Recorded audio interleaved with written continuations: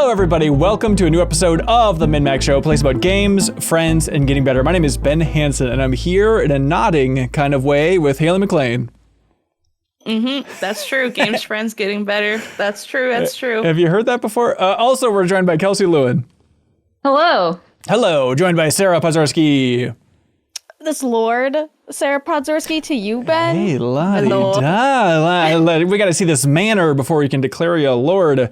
Also on this very episode, we'll be joined by animator and art director from Riot Games, Lana Bachynski. But she's going to be in the back half of the show. So if you say, this cast is fine, but we could use some more intelligence, somebody who knows more about game development overall, stay tuned for the back half of the show. But we're going to try our best to impress you in the first half. Sarah teased it. We're talking about Manor Lords today. Good name, bad name. Give yourself a break. How are we coming down on Manor Lords?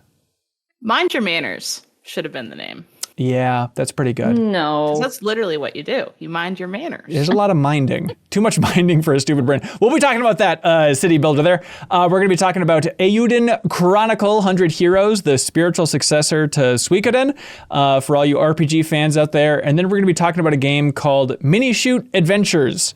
We'll be diving into all that stuff, perhaps some other odds and ends before we get to the back half of the show where we have your great community questions waiting for us. All right, before we jump in, I want to call something out. Something that's a special opportunity for everybody. Here's the deal. Thanks to our friends at Astro. They sponsored the last episode of Trivia Tower. We have had long-running relationships with the great folks at Logitech and Astro. So here's the idea. They are giving away an Astro A50 headset, which was the grand prize for Trivia Tower. Hundreds of people crawled through the mud of trivia to try to get to the top of that tower. Only one person did. But here's another opportunity to win an Astro A50 X headset, which is worth like almost $400, just as a heads up. Here's the idea. All you have to do to win this thing, you follow MinnMax Show on Instagram. MinnMax Show on Instagram. On Thursday, we're posting a picture that the GDC photographers took of me, which took me a while to find out existed, but it's up there. And so we're posting that on our Instagram. And as a little secret handshake, if you listen to this episode, you'll know that what you need to do for that picture, just go in caption contest.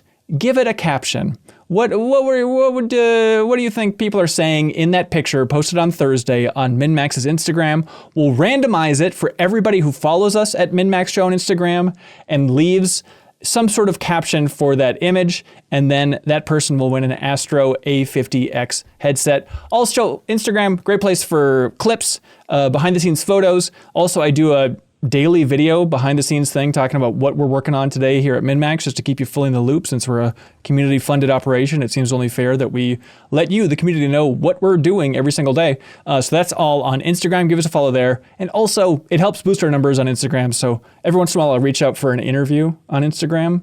And I'm like, oh, I hope they don't mind. We only have 4,000 followers. I hope they don't think we're a failure and they won't respond because of this. So it would help us overall. So give us a follow at MinnMax Show on Instagram, and you could win an Astro A50 X headset by leaving a caption on that whole thing. How many followers to make you confident to drop in people's DMs? What number are we talking? I mean, are we talking like cock of the walk, I'm a big boy level confident? Big boy dropping big boy numbers. Big boy numbers. DMs. I think that's like north of 20,000 is when I'd be like, they need me when I slide into their DMs. I don't know. Am I a big boy? I mean, what's your number, Haley? I am a big boy. All right. By your metrics. Okay. I think that's how it works. What do you think, Haley? When should we be not sheepish about our Instagram numbers? I was thinking like 500,000.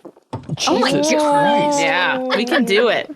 You want some Taylor Swift? What? Yeah. What do you think this is? You want to hear a dumb story? Back at Game Informer, I'm sorry, Sarah, for bringing up Game Informer, but back at Game Informer, I was talking to like the higher up there at Game Informer, and I brought up, maybe I'm a sellout, but I was like, hey, why don't we run ads on the podcast, the Game Informer show, because we've been going for years with 0 ads. And he's like, yeah, I looked into it. We actually can't run ads on the podcast until you have 500,000 views per episode. What the? Okay, well, What? I asked, and he gave the worst answer possible. That's absolutely not true, but there you go. But I think he's used to like magazine numbers and like that type of ad circulation and stuff. So it's like this weird thing like, all right, well, then I guess we'll continue to not have ads on this big podcast. What are you going to do?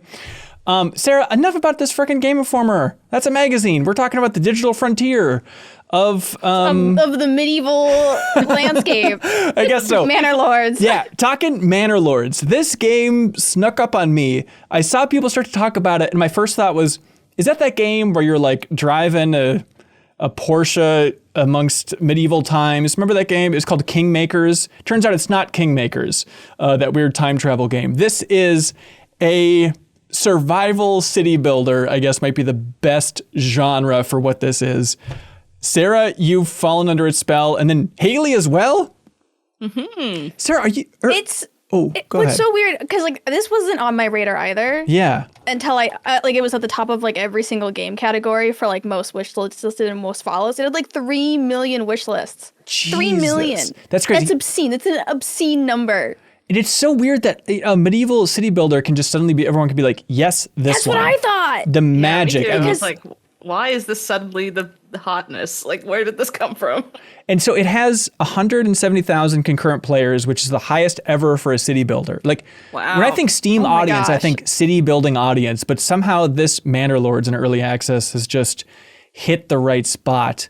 What is Yeah. it, Sarah? What's the magic? What's going on in here? So, if you're familiar with medieval city builders, as I am, you might be familiar with the game Banished yeah. that came out a while ago. And I booted this game up kind of having no expectations for it because I had no idea why it was so popular. And it's pretty much just HD Banished. Banished, but like, what if it was a little more polished? And yeah, it sucked me right in, like the same exact thing. Like you start with a small amount of people and then you slowly collect resources and you grow and you grow and you grow. But what makes this different is it has that whole like war aspect. The whole war aspect, totally. Yep. So it feels like an RTS at times as well, which is weird because like you're building up an army, but then it's so bizarre to be able to see everybody's name in the military. You know where they live. You know their parents' names. So Yeah. it's The such dude that works at the stone mill will die. Yeah. You're like, no. right. Yeah, care literally about 'em. arming your peasants, and you're like, "Good luck, boys, go get them." And you're like, "That's Steven. He works at the mill. Good luck." It's such a weird idea, but it's like it's super compelling to be able to zoom in that much into a city builder, and that's kind of the magic of this game too. On a very superficial level, is Haley is the first thing you mentioned in Slack about is like, holy cow, you can zoom in and out so far. Like you can zoom out to the world map and the different regions of territorial control, but then zoom all the way in to look at the whiskers on that beautiful boy working at the mill. I mean, it's bizarre. What's crazy is Beautiful like just boy. the animations. Mm-hmm. Like I was watching the hunters, and they literally go out hunters! into the I'm woods. obsessed You with watch them. them shoot a deer. They tie up the deer. They bring it back to their hunting camp. They hang it up. You watch them literally skin it.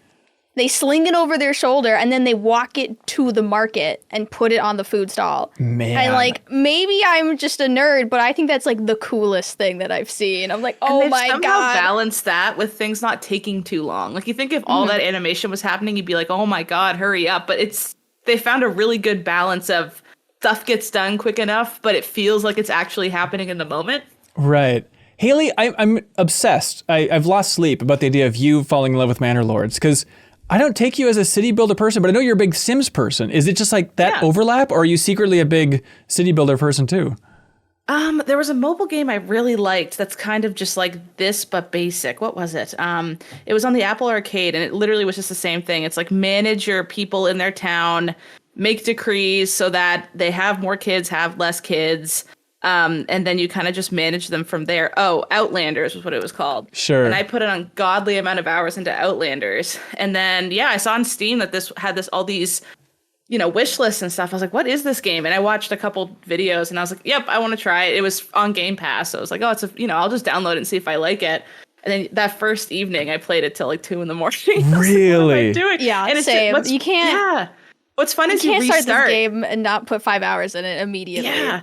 Like I started and I learned a bunch and immediately hated my layout. So I started again and then I learned even more and I started again. So I'm on my third save file because I just keep restarting because I want to optimize early game stuff so that I'm strong later, because I was getting my butt kicked by bandits and I was losing good men. And I was like, I clearly don't have this set up right. And there's all these ways that you can lay out the town to optimize everything.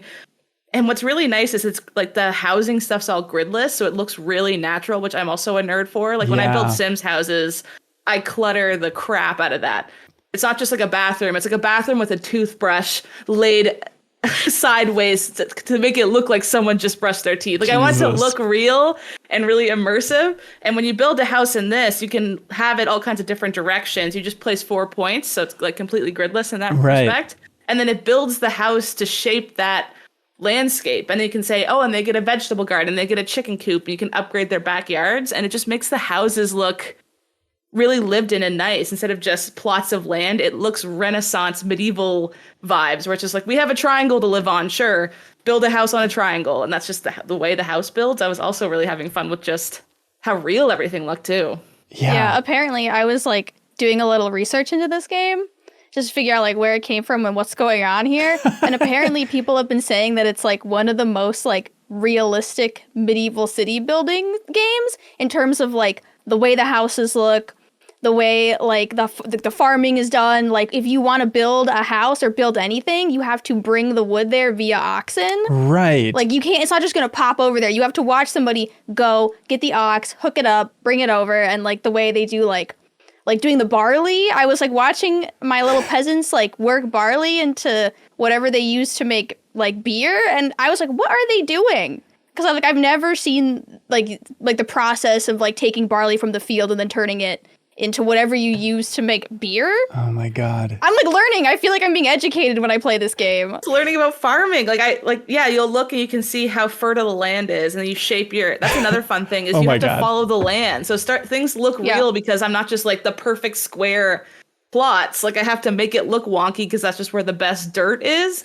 And then I got this point unlock where I could then have empty fields and put my sheep in there for a season, and then it made it completely fertile again. So when I sucked all the life out of the fields, I plunked the sheep in there and then just turned the fields off for a season. And I had a cycle going where my fields were always fertile and also my sheep were always just auto-fed. And that was the most satisfying thing to set up. Yeah, if the world of Final Fantasy crop VII, rotation. it's the secret to Mako harvesting in Final Fantasy VII. They just need more sheep just crapping on the land to kind of replenish it. Girls want crop rotation in games. Crop when rotation will now.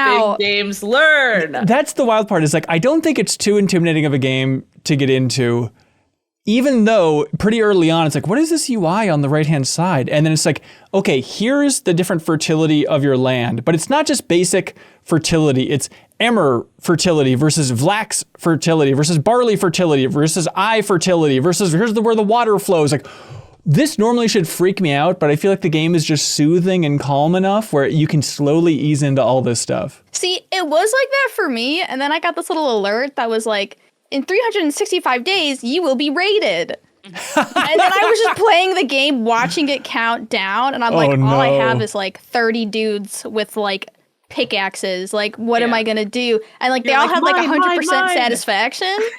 And I was like, at least we'll all die happy when they burn our village to the ground. And it's like, you watch it like tick lower and lower and lower. Yeah. But spoiler alert, the bandits are like the raiders showed up and we put them in their place. We won the fight. It was an epic battle. And then we had to build a corpse pit. Oh, congratulations. You literally, when you win a battle, you literally have to take their corpses and take them to a pit. Or else they'll rot, I guess. It's good for fertility. You can plant some great barley on top of all those corpses. It's sweet. The crop rotation with everyone's dead boss. What do you think about the combat? I was watching like some video reviews and people were saying early access, the combat is like, it's not essential for me. Yeah, Right. it's a little messy. Like I tried to fight my opposing baron, and the opposing baron, I swear, is cheating. Because I showed up to the fight and he had like triple the amount of like military that I had, and he hired all of the mercenaries. So then I went to the mercenary shop and they were like, there's no mercenaries this month. And I was like, what do you mean? And they're like, the Baron bought them. And I'm like, what do you mean? And then we lost and it was really embarrassing. Embarrassing. Yeah. Is that somebody that you can send a message to? Because that was the weird thing too, is like you can write letters and people will write letters to you. I don't think that's fully, since this is early access, I don't why think they that's even fully had there it there. yet. Because you can only write like one thing. It's just like, dearest Baron, nice to meet you. And then there's like a negotiation page that I couldn't write anything. So I'm like, why? Or is it's this like, dearest Baron, I'm going to kick your ass. And then it's like, declare war immediately.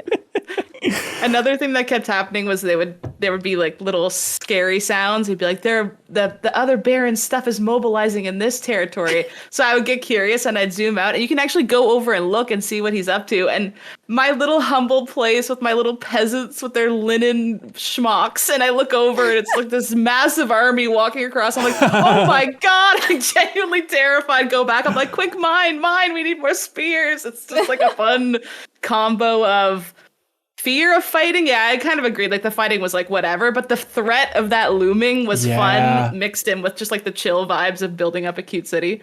Yeah, totally. I'm trying to remember. I mean, it does just feel like a Banished if you played that, but with more like Crusader Kings vibes. It seems like it's where it's going, is worrying more about kind of the big picture stuff, different regions, different territories, all that stuff, trading with different factions, all that stuff is packed in there.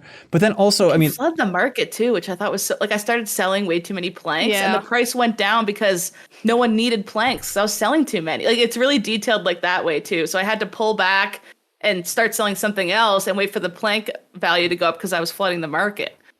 It's one of those games that you jump into and it's like, why do other games even try to exist? Isn't this just all we need? Like a perfect simulation of medieval city building? This is about it. Although, Sarah, you said you're a geek for this stuff.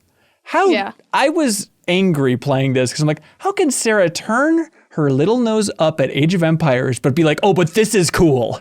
Age of Empires because is I get to watch my little serfs go into the woods and hunt deer. What? And then bring That's Age of them to Empires the market. 101. That is all you do in Age of Empires is watch little idiot serfs hunt deer. I like to manage my little serfs. And my opinion on this game is my serfs were at 100% satisfaction. Okay, that's all of the barons, he should be worried that my village looks too good. There's no taxes and free beer. The army should be showing up, throwing their weapons down, and buying real estate, okay? Because that's how good it is there. Jesus Christ. Is there a name for the town? Is it the decorative part that makes the difference? Because I'm also, Ben, I'm with you. I'm a little confused. Thank you. Now, I think some people are just stubborn, Kelsey, but I don't want to point fingers at anybody because I think you would like Age of Empires if you tried it. But yeah, is it the Sims-ish angle here that you're into more? I don't know. I just like managing my little village. Right. Unlocking all the stuff, growing it. Maybe Age of Empires should have been marketed better. I don't know. Seems like a marketing issue. I think what could they have this done? game's really good at balancing everything. And that's the kind of secret developer mind hack stuff that I'll never get, no matter how many games I play. It's like, how did you make this feel like everything's happening at the right pace? Because I feel like if you just tweak one number by a percentage somewhere in the back of the code, it could throw off the vibes of everything. But right now, as the systems are running, it's just everything feels so good. And then couple that with how realistic everything looks. It's just a good time it's the best podcast game. Just sit there for hours and build up your town, be a little lord. I had a British accent the whole time I played it pretty much on my stream. That's Did we really talk great about for the running immersion. around in first person? It's third person, but that is the part that blows my mind. Right? It's third person. You can like run around in third person. Like, and you can actually run around your village as a weird lord with a long flowing cape and like really good legs. that is the best dressed thing. In like and rags, great shoulders too. Royal red, like beautiful cape and stuff. I mean, this is a deep cut, so I apologize, but not since Streets of SimCity have I felt that thrill of like, okay, it's a city building game, but then you can get on the street level and actually just wander around. I guess Jurassic World Evolution had something similar. You could drive the Jeep around if you're into that sort of thing. Roller Coaster Tycoon and Zoo Tycoon let you do that too. You could like walk around your zoos. Oh, really? And ride on the rides. All right, yeah. I'm naive then, but I thought that was so cool. Like, what do you mean I could just run around my town and look at it from that villager perspective? That's such an awesome idea. I wish they waved or something, like kind of like Spider-Man vibes. Because they're like, my lord! Like I kind of wanted them to be excited I showed up, but they just ignore you. Just a little bit of groveling would be nice. Just a little groveling, and maybe I'd lower the taxes if they acted really anxious, you know. Yeah, so it's still early access. They're still tweaking all those numbers that Haley's in love with. But Manor Lords on Steam from Slavic Magic is the name of this thing. What, Sarah? What's the status of your previous love? I saw recently that City Skylines 2 was like, we released the DLC and we're so sorry we released the DLC. Is City Skylines 2 just on fire? What's going on over there? I don't know. I haven't played it in a while. Okay. I still like City Skylines 2. I like it. I don't know, it's one of those things where it's like, I don't know, it worked for me. Right. Yep, I get it. But Manor Lords, there we go. Kelsey, is that your cup of tea at all? I might try it. My partner's been playing it a little bit, really? And it seems like something I would like, and I'm also a little afraid of how much I might like it if I do. Yeah, one of those. It can be a real... Got a lot of RPGs to get through, so... Just like... It's like, it's just you're always waiting for something to happen, so you have to keep playing. Like, oh, my sawmill's going to finish the planks to build the new castle wall. I'll finish that. Oh, but my sheep are going to come in like 30 days. I might as well wait till the sheep get in, and then it's, 2 a.m. Yep. But Kelsey, you're too busy playing Eiyuden Chronicle 100 Heroes. This is the spiritual successor to Suikoden, the old beloved JRPG series that started on the PlayStation 1. This was a Kickstarter project that's been in development for the last 4 years, and they released like a prequel, if you remember, a little while ago called Eiyuden Chronicle Rising, which is like an action RPG. I forget if we talked about that on the podcast. But I never played that one. Okay, I dabbled for a little bit. It's interesting now to look at that little like teaser that was more action focused, that has better reviews than Eiyuden Chronicle, even though this is the whole kit and caboodle. This is the whole huge RPG that you wanted to be like Suikoden. But are you a Suikoden person, Kelsey? I had actually never played one. I've always wanted to. Yeah. So this is kind of a new experience for me. I mean, it sounds like it's pretty faithful to the formula and everything. It's good, but I am not on fire about this yet. Yeah. I saw that a couple reviews say like it takes a while to ramp up, so I'm giving it more time. I've recruited a nice solid handful of people at this point. I think because the gimmick in this is just that there are 100 plus heroes in this, and you can kind of strategize in different ways, but so far they have all fallen into very like, no one's got a fun gimmick I'm interested in yet. It's just like, this one's a healer, this one hits hard. I'm like, yeah, that's cool, but if there's 100 of them, I'm hoping that some of them do something interesting. Well, to be fair to them, some of them are animals. Like you start out with like a wolf guy in your team, which is inherently fun. And then I saw there's like a shark man and a weird deer boy and stuff later. There's a dragon man that you see towards the beginning of the game. I mean, yeah, there's like, I think the character designs are fantastic. The story seems like it's going to get good. It's not quite there yet, but it's like it's planting some good seeds. So I love how patient you are, Kelsey. You're like, it's not good yet, but it's getting there. You have to be with some. I mean, some RPGs start out great, and some of them just don't, and that's just, I don't know. I always have a hard time recommending the ones that don't start off good. Yeah, and this is a weird one too, because it's like it's designed for people who are nostalgic about JRPGs. So the fact that, hey, it starts in kind of a fantasy scenario with a little bit of a slow burn out of the gate, it's like, well, that's kind of what certain people that might be funding this are nostalgic for. So I don't blame them for not getting out of the gate with a wild action sequence or something obnoxious like that. But I think jumping into it, not being in the bag for Suikoden, it's kind of like, okay, what's special about this? Like, we can have a lot of people in combat, that's cool, and the promise of having more than 100 people in your party seems bananas. But the characters I've encountered so far, like, some of them are just straight JRPG tropes and stuff, and that's fine. There's going to be some of those in a cast of 100, but like, they're well designed, they're cute. I think I've heard some complaints about the localization. I think it's quite good. I've been enjoying it. Sarah, don't play it. You might drive you nuts as a localization expert. Because it is like, it's weird. The Steam reviews are all like, it's good. The localization sucks. Or it's like, oh, I didn't really notice it in my time playing either. People have a problem with like localization that has kind of, I don't know if this even makes sense, but like an American personality to it at all. Right. Like, there's some stuff in there that's like, yes, this was probably not written exactly like this in Japanese, but like, I'm sure this is along the lines of, feel they were trying to give off with those lines, like we're just saying it in a more American-y way. I assume this was localized in the US. I don't actually know. I would think so, yeah. Have you gotten to building up your castle yet?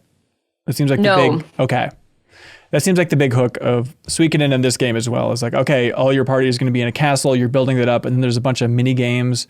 I saw there's like a Beyblade, basically mini game. There's a Beyblade mini game. There's some things in here that definitely make it feel like a Kickstarter game, and I think that's one of them. It's just like, there's a lot of like little other things to do, but so far none of them have felt like there's a point to them at all. Which Can all 100 of those people move into your castle with you and be like roommates? I think that's the idea. Yeah. And maybe you kiss them? No, let's not get Maybe everyone kisses in the foyer. Can we all kiss? Certainly not in the foyer. That's no place to kiss a dragon man, please. We have our dignity. I saw a kangaroo man who didn't look half bad.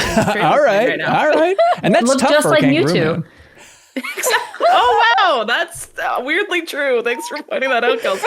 Yeah, so just, let's zoom in. It's the kangaroo's thighs that you're into, Haley. Is that It's the thighs. It's Mewtwo's thighs. Thighs and the kangaroo fingers, yeah. Oh, get that Joey to close his eyes. It's going to be sweet.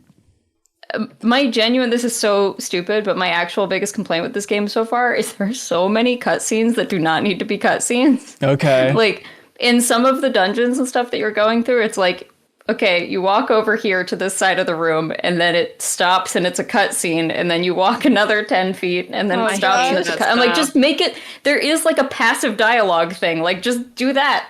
Right. Yeah, it's an odd strategy. But so the weird tragic story with this game is the creator of the Suikoden series, the guy writing the scenarios and stuff, Yoshitaka Murayama, sorry.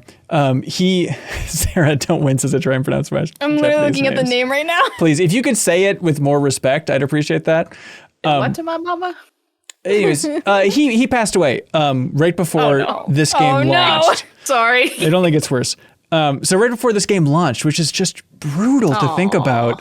Suikoden was his baby. He left after Suikoden 2, and then eventually was like, all right, we're bringing Suikoden back. Here we go, Eiyuden Chronicle. And then right before it releases, he passes away. And then also Konami's like, and we're remastering Suikoden 1 and 2.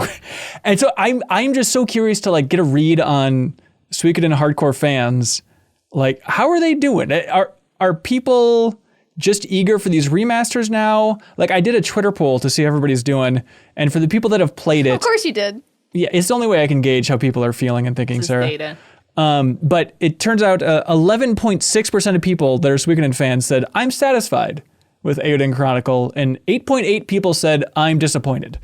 And a lot of it came down to technical stuff. I guess it's a little bit buggy, a little bit unfinished, despite being a 1.0 release for Eiyuden Chronicle here. But it's a Kickstarter game. 505 is the publisher, so not a infinite budget on this bad boy. But do you think you're going to stick with it, Kelsey?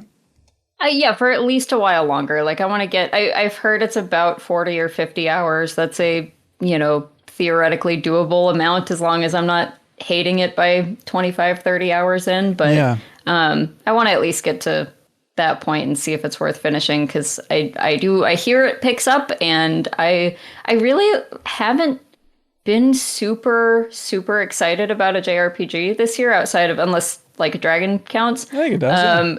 So I don't know. There's something about it where I'm like, well, I really just need to finish Unicorn Overlord and finish this just so I like have done some this year and feel like. I've been feeling that way too, just like in general with the games coming out this year. Like, I feel like I haven't hit that like one game where I'm just like, wow, incredible, amazing. Like, this is the game that I'm going to be championing for the rest of the year. And I don't know if this is where like the tail end of just like a lot of really, really good games coming out, but I do feel a little like, okay, I'm looking at what I got and I'm like, I don't got a lot here. Yeah, well, it seemed like Dragon's Dogma, you're hot on out of the gate and then you kind of cooled. Yeah, I think Dragon's Dogma was just like, I put 50 hours into it and then I checked my watch and they were like, you got another 20 to go. And I was like, I'm good. Yeah. I had fun with it and I liked it, but yeah, I worry if I play more of it, I won't like it anymore. Right. But I mean, where are you at with Like a Dragon? Are you still trying to get through 7? No, I gave up. Wait, so the theme of this year is giving up. we disagree. We don't condone that. Wait, so you played through the entire... Do not finish. Go back. You played through the entire Yakuza series and you stopped at 7? Yeah, I'm so Yakuza now. Like, I'm so tired of it by that's now. fair. That's so fair. much. I couldn't do that. See, I respect the hell out of you trying to go the distance, but that's what I worry about is people like not staying aboard for the new one. That's why, with people like Haley, this freaking Haley type of person, where it's like, Oh, yeah. just- no, sorry. Sorry that I can't be Haley. No. Hear me out. She just 4-7. No. That's why I worry about her being like, oh, I want to play through Remake and Rebirth this year. And it's like, I worry about burning yourself out. Like, just jump into Rebirth, watch a story recap. And that's the thing with you, Sarah. It's like 7 and 8 are so good for Yakuza, but now you're burned out on that series. Like, if you just would have jumped right into 7, you would be enjoying the I mean, I guess, but it's still a really long game. It is a long game, but it's a very fun long game. It has some really crazy difficulty spikes, which Kelsey pointed out to me before I started, and so I was waiting for them and even preparing for them, and they still kicked my butt and made me take even longer than I thought I was going to with that game. Still loved it though. But yeah, the difficulty spikes in 7 are pretty nuts. Yeah, there's a couple fights that are real roadblocks. And I hear a lot of people saying that 8 also has some of those spots that are real brick walls that I haven't hit yet, but I'm looking forward to it, I guess. I'm doing like absolutely didn't. everything in that game, so I'm really Okay. OP, so I don't think I could tell even if there Oh were. yeah, that's a good point. I did so much side stuff, but yeah, I definitely never felt a like really bad difficulty spike. Okay. Oh, great. Yeah, we have Infinite Wealth. We have a max spoilers for Infinite Wealth on our YouTube channel and bonus podcast feed if you're interested in that. But Eiyuden Chronicle, everybody. I just want to make sure those JRPG fans are happy. Just let me know in the comments if you're happy with that. It would make my heart be at peace. Like, Sarah, Yeah, this game I is... feel as someone who's not a Suikoden person, like I probably would be way more excited about this if I just had a history with Suikoden. But I'm not. I like it, but that's about the extent of where I'm at with it. Is like I'm still having a pretty good time. And that's the curse not of on fire. JRPGs is like when you're looking at 60 hours down the barrel for a game you like, it's like, well, what are we doing here? And that's so brutal. If it's like a 10-hour action game for a game you like, yeah, I'll play through that. I'll play through Immortals of Avium. What else I got going on in my life? But with JRPGs, We've hit the bottom of the barrel. But Manor Lords, good from hour 1. Right, Good from the first hour. Good from the first 3 minutes. I was having fun with that game. Yep, jump in, everybody. Another game that's good from the first, forget 3 minutes, I'd say 3 seconds. There's a game called Minishoot Adventures, which it's up there for the worst game names of the year. I understand it's going to be forgettable, but it's not just Minishoot Adventures, and we're going to get into all things glorious about this, but it's Minishoot apostrophe Adventures. And on Reddit, the developers said that the apostrophe comes from the contraction of minimalist shooter, and it kind of stuck around, but I can't remove it at this point because it's an emotional attachment to an apostrophe at the end of the word mini That's shoot. not where you would put the apostrophe, even if that... Well, for shooter, I think they're shortening the word shooter is the idea. But there's no... That's not how apostrophes work. Kelsey, this is when you have to back off. They're French. Hey, wait, come on. Okay. They're doing their own thing. Okay, hear me out. I guess apostrophes work different in French. I don't know. Minishoot Adventures frickin' rules. You should check it out. It's just on Steam. Kelsey, you've been playing it. Haley, I know you're interested. Did you get a chance to check it out? I beat it. Whoa! It's really good. It's like top end of the year discussion level for me. I really liked it. Whoa. Yeah. And Sarah, why can't you be more like Oh my god. That is bananas. You didn't even whisper. You didn't even a hint that you were finishing this thing quietly on the sidelines, Haley. The thing about Haley is like she is like a video game sleeper agent. Like you mention a game that you like, right? And like 24 hours later, she'll be like, "I played it. It was great." And you're like, "What?" But also, you mentioned a game. When you said this doesn't, when you were like, "Oh, Manor Lords doesn't sound like a you game," I'm like, everything sounds like a Haley game to me. I don't know. Right. Like I expect everything at this point. Yeah, you mentioned a game you don't like South Park Snow Day. She's like, I platinumed a bit, whatever. I'm developing the sequel right now for South Park Snow Day. But okay, Minishoot Adventures. Basic pitch. Hey, do you like old Zelda? Do you like Link to the Past, but you don't really like puzzles? But you also love twin stick shooters like Geometry Wars or Robotron? that is this game. And just that simple formula works so well. How have I never played something like the whole time I was playing it, I was like, obviously. Right. Yes, that is the big thing. Because I love twin stick shooters. I'm less crazy about Zelda. I love Robotron a lot more than old school Zelda. Please forgive me.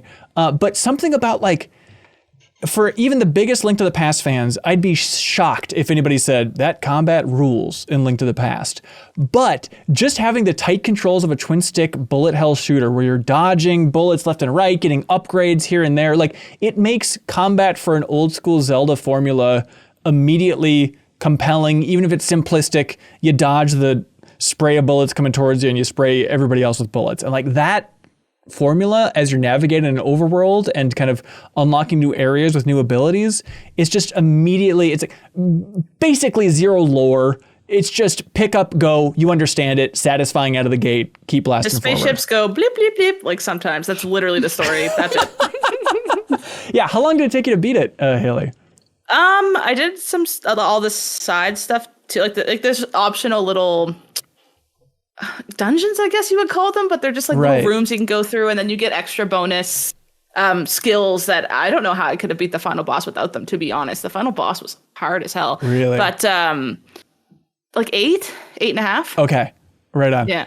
Yeah, I'm a handful of hours in. Kelsey, I assume you're somewhere in that wheelhouse too? I'm like an hour, maybe an hour and a half, but I really like what I've played so far. Yeah, it's a bizarre game that doesn't have a lot of marketing out there. Like we didn't get an email about it. Dan Reichert over at Giant Bomb. I heard about it till you were like, "Hey, could someone else play this for the podcast?" I was like, "I'll try." And then I played it till 2 a.m. again. It Manor Lord me. But you were playing it at the same time that you were blasting through Manor Lords? I just don't know how you're packing in so many games at the same time, Haley. It's messed up. I kind of donked up. I played till like 4 a.m. last night and felt really gross today. Jesus Christ. But that's how fun it is.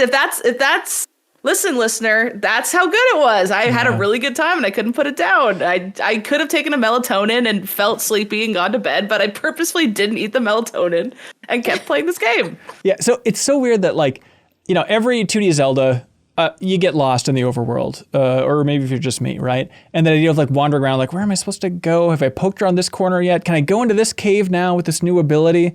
Like combining that then with this game having basic experience of like, even if you're wandering around, you're still shooting enemies and still building up your experience and therefore getting stronger, unlocking, new weapons, farther range, all those basic ingredients. Like it kind of eliminates a lot of kind of the dead end design zones, even of the beloved old school Zeldas.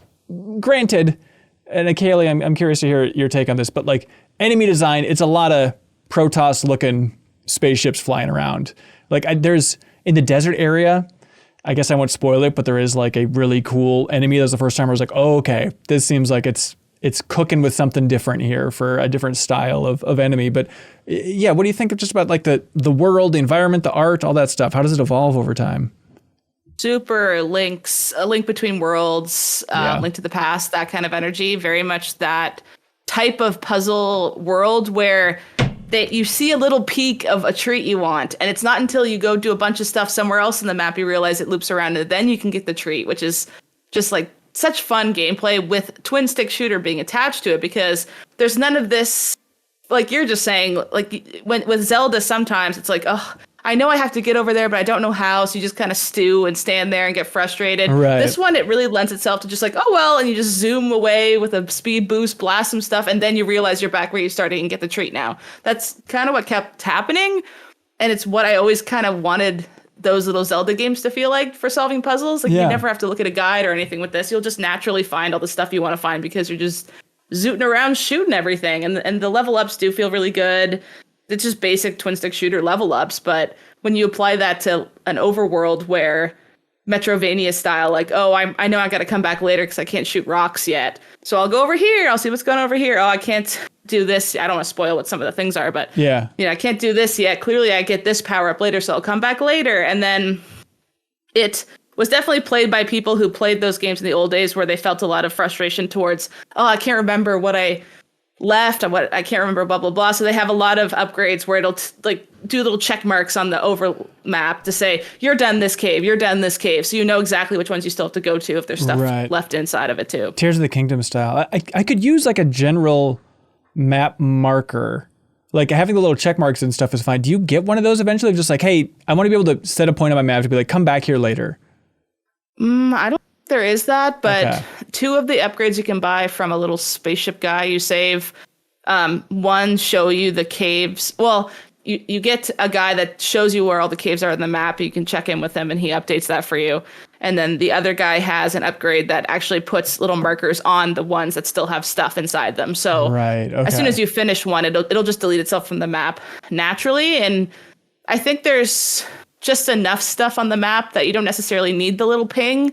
You'll just explore, and then there'll only be a few left in that area anyway, so you'll be able to remember which one it was. Right. Also, I got I maybe spent too much money on a piece of forgotten history, I think it was called.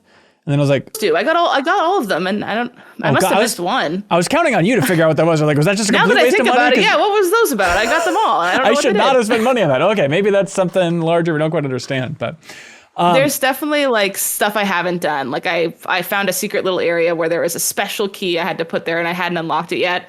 But I found the place where I was going to get the special key, but I had to do a bunch of other stuff first. Yeah. So even when you finish the game, there's some end game stuff you can play around with for extra secrets and stuff like that. Okay, nice. Yeah, this is the most simplistic take. And I need everybody in the comments to let me know if this is stupid or smart. But I was thinking about just why I like twin stick shooters and why this feels so good in a game like this. I was like, well, the beauty is you don't have to press buttons. You're just aiming your little sticks around, you know? It's like you don't have to spam any attack buttons. Yeah, it's just the simplest, smoothest feeling gameplay. Sarah, is that smart or dumb? I was wondering, like, do you find yourself gravitating towards games that have, like, the least amount of buttons possible? Yeah, because that mobile game you Vampire like Survivors is button. Yeah, that is true. Sping. I'm a sucker for, like, a well-designed, simple experience. Because your like Kururin game also did not have a lot of buttons, right? So I'm like, is there a theme here? Ben hates buttons. I do kind of hate buttons, but then again, I like RTS games. That's a lot of buttons, in theory. Like either all the buttons or no buttons. Yeah, the medium button games, I don't care for it whatsoever. But Kururin, what, like Mario games or what? Yeah, the medium. It is Mario games. Yeah, they're cursed in my mind. But Kururin, Sarah, you can hit L or R and it makes like clown nose honk noises. So that's a pretty essential button in the mix. That's kind of medium button level. Then it's kind of dragging it up to medium because it's so essential, I think. But yeah, Minishoot Adventures, also great Steam Deck game, great podcast game, great everything game if you're into these ingredients. So don't sleep on that one. It'll be a big hit when it comes to Switch in 8 months, I'm sure. But right now it's just on Steam. Tell them we told you so. Yeah, Minishoot Adventures. Name of that weird thing. Kelsey, you've been checking out the Wild emulator on iOS called Delta. Yeah. Speaking of Switch stuff, this is a great place to play a bunch of old Nintendo games if you own them and then have the ROMs and then can transfer the ROMs to an emulator called Delta, which is now legal on the App Store. This is so interesting. I'm so fascinated to see how this will play out because yes, there's absolutely a path to, rip your own stuff and, whatever, email it to yourself or however you want to get it on your phone. I think they even have like a whole workflow thing on the Delta site about how to do all of this. Yeah. Obviously that's not what people are using it for, how people are using it. But I have basically always hated all touchscreen versions of, Game Boy, Super Nintendo, whatever. Like I've kind of always hated all touchscreen emulators, just hands down. Yeah. It doesn't feel good. This is the first time I've at least been a lot more, I don't know. I've been using it a lot to play mostly just Game Boy Color games. And I've been pretty impressed with how much I don't hate it, considering how much I don't like touchscreen stuff. It gives a little bit of haptic feedback with the buttons. So every time you press a button, I think you can turn it off, but just by default, that feels pretty good. So for games, especially like not super high action games, it's actually like a really nice way to play.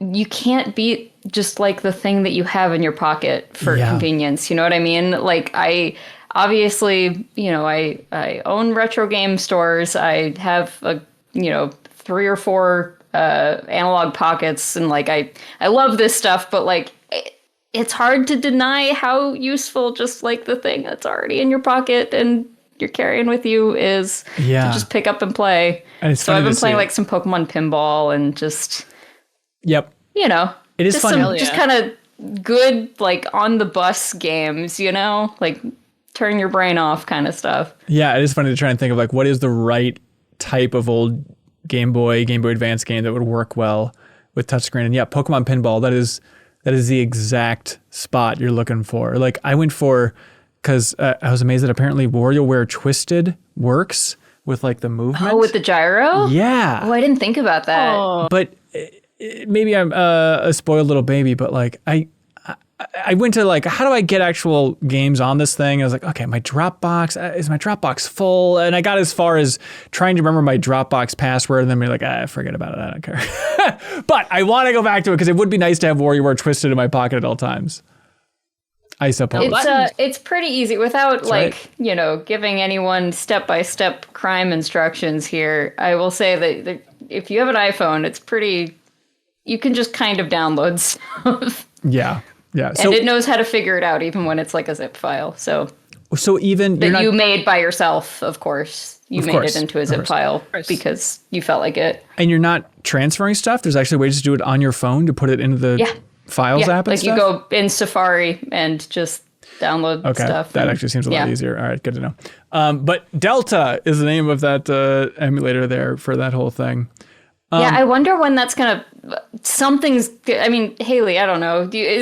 When is something going to happen with this? Because, like, yes, legally, they have a workflow for doing this the legit way, which is obviously what I'm doing, but I imagine most people are not. I mean, they're litigious as hell. Like, not to spoil my get a load of this, but it's something Nintendo's getting after people for. Yeah. Tune in later in the show. It's just, I mean... I know they were going after Dolphin. They go after emulators a lot. It's like the white whale, right? It's the scare tactic. Like, throw everything at the board and see what statutory infringement claims we can get, and then that scares everyone else into not doing anything. Yeah. We'll see. Hey, Sarah, do you know how this whole thing operates? Age of Empires. Age of Empires. Also, the runner-up is complimenting Sarah and saying it's wonderful that she's not Haley. We love Sarah just the way she is and all of her tastes in games. It's based on compliments, forced compliments. And Patreon, everybody. Patreon.com/MinnMax with 2 N's. You go there, find the tier that is right for you. You unlock a benefit. You find something sustainable as a tier, and that keeps us as an independent games outlet sustainable. Check out our other content. If you think that this whole operation is worth $2, $5, you can jump in there. Support us at patreon.com/MinnMax with 2 N's. And thank you to some of our bigger supporters. Firstly and foremostly, thank you to I'm 8-Bit. They want everybody to know about the vinyl soundtrack for Hades. The 4-disc vinyl soundtrack for Hades with music by Darren Korb. It's an I'm 8-Bit exclusive edition. Comes in smoke red vinyl and smoke gray vinyl. Nothing better than the soundtrack to Hades, other than the soundtrack to Hades running off of a vinyl in your beautiful living room. I assume your living room is beautiful. So please check it out. Check out everything at I'm 8-Bit's wonderful online store. They have the coolest soundtrack library in the land and a bunch of other stuff. We are honored to be partnering with them on the podcast. So check out I'm 8-Bit's wonderful online store. You can use a promo code for 10% off everything in that online store. And I want to be very clear as I'm pronouncing this. The promo code for May is Got It For My Mama. Got It For My Mama in honor of Mother's Day there. So go That's there. Appropriate for Hades too. Oh, there we go. So there we go. I'm 8-Bit's wonderful online store. And if you don't mind, help support I'm 8-Bit because they support the MinnMax community each and every week in a huge way by shipping out a prize. Whoever is the best question submitted on Patreon, we deem that the question of the week, and they win a prize thanks to I'm 8-Bit. This time, whoever has the best question wins the vinyl soundtrack to A Little to the Left, which is a soundtrack I know that Haley has behind her. I'm hanging up right on now. Top of it. You were just talking about that on the Bonus Pod podcast, Unprompted, talking about that soundtrack. My client's soundtrack. There we go. So you can win that. Whoever has the best question right here, right now. So we're going to jump into this, but we're going to be losing Kelsey Lewin. No. Kelsey, thank you for going this far. You alluded to that this would get even smarter later in the episode. Yeah. So now that I think by definition that Kelsey, means I'm the dumb multiple one. degrees, Haley, developing a game, Sarah. Let's bring in another person. Let's pack it in. All right, thanks for being here, Kelsey. You're welcome to plug anything before you clap out. Nothing to report. I'm sorry. Okay. All right. Clap out. Thank you, Kelsey. Bye. Lana, welcome. Hey. Thank you. I'm so excited to be here. Yeah, it's an honor to have you. Associate art director from Riot. Is that the best way to describe you? That is, the best way to describe my title. I guess. I don't know if I would embody that to my soul, but you know what? For the sake of this, that's my career. Okay, so on your tombstone, you don't want associate art director at Riot, preferably. If it's still associate by the time I die, let me tell you. Unless this is a threat, I don't know. Yeah, this is a weird thing out of the blue, but I've seen you at a couple GDCs now, typically in the animation circuit. And I'm always like, that person would be really fun on a podcast. And so I just reached out of the blue, and thankfully you were on board immediately, which I greatly appreciated. Well, that's so funny. I did not. Yeah, GDC this year was my 14th one. What? Oh my gosh. And I was really pumped. I was really surprised. You just said it right before we started. But when you reached out to me, and I was like, oh, that's so interesting. And then almost immediately I tuned into DLC on Sunday. And it was like, oh, yeah, we're here with MinnMax. And I was like, wait a second. That's the same. Wait a second. And it was like worlds colliding. Yeah, everybody's everywhere at this point. But, okay, your quick history in the game industry. Would you like to run it down? Would you like us to summarize it for you? How are you feeling? I can summarize. It's really quick, I think. Sure. If you 15 mean years at GDC and it's going to be quick. I think it's going to be long. Well, did you want a summary or? Yeah, give us the broad strokes. So the broad strokes are, I started, I've been animating since 2012. That's when I got my internship at Blizzard Entertainment. And then I worked at Blizzard for 6-ish years. And then I moved on over to Riot Games at Blizzard I worked on StarCraft 2, Heart of the Swarm, and then a little bit on Legacy of the Void. And then I also worked on Heroes of the Storm for a good long time. When I moved over to Riot in 2019, I worked on League of Legends on the skins team, where I worked on skins like Spirit Blossom Ari and Spirit Blossom Thresh, Dark Cosmic Lux, and Bewitching Misfortune, and a number of others. And then I moved over into research and development a number of years ago, where I've been working ever since. On Mysterious Things. So cool. Yes. That's awesome. All right. There's a lot to unpack here, and we got a lot of community questions where we can unpack a little bit of it. But I'm so curious, the Blizzard stuff. Yes. What did you work on Heart of the Swarm? On Heart of the Swarm? Well, that was when I was an intern. And so I worked on all the things that they said were non-critical, non-mission critical.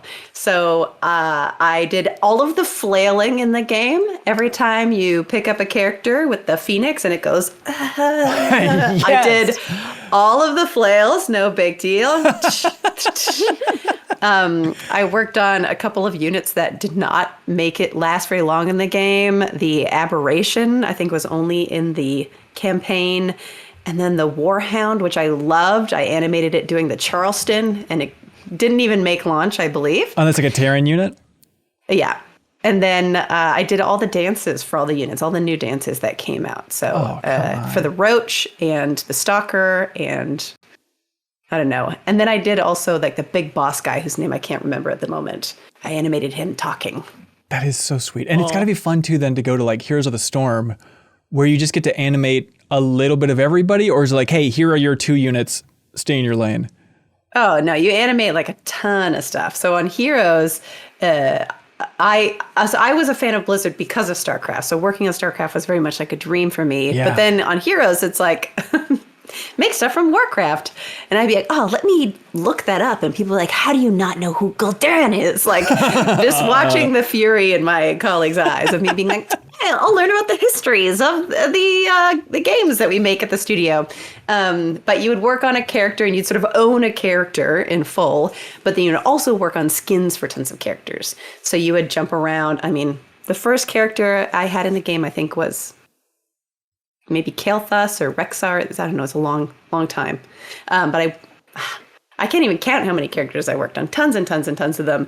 And then their skins, it's like taking another take at that character, of course, through the lens of like the different sort of world it's in. So whether you're animating Johanna, the Crusader from Diablo, now as an orc from the Warcraft universe, Perfect. or bringing a character that doesn't exist, like Sergeant Hammer. She's just the siege tank from StarCraft, but now she's got a face, she's got a body, and a name. She's a specific siege tank operator. Like, it feels like you get to take a lot of different takes and learn a lot and sort of leave your own little fingerprints in the history of what these characters are that becomes part of their canon. Yeah. I visited Blizzard in, I don't know, 2018, somewhere around there.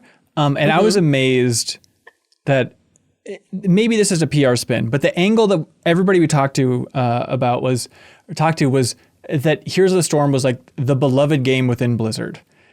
And like, you know, in the cafeteria, it was like, Heroes of the Storm tournaments on all the TVs and stuff. And it's one of those things of like, like there's so many incredible games at Blizzard, but like Heroes of the Storm, it seems like it was the baby. And the way it was just explained to us, and you're welcome to prove me wrong, was like, well, yeah, of course, because everyone at Blizzard is like nostalgic over their own work. And the idea of like, hey, here's a game that's just mashing up everybody's work into one. Like, of course, it's going to be the funnel of everybody's enthusiasm. Did it feel like that internally, or was it just...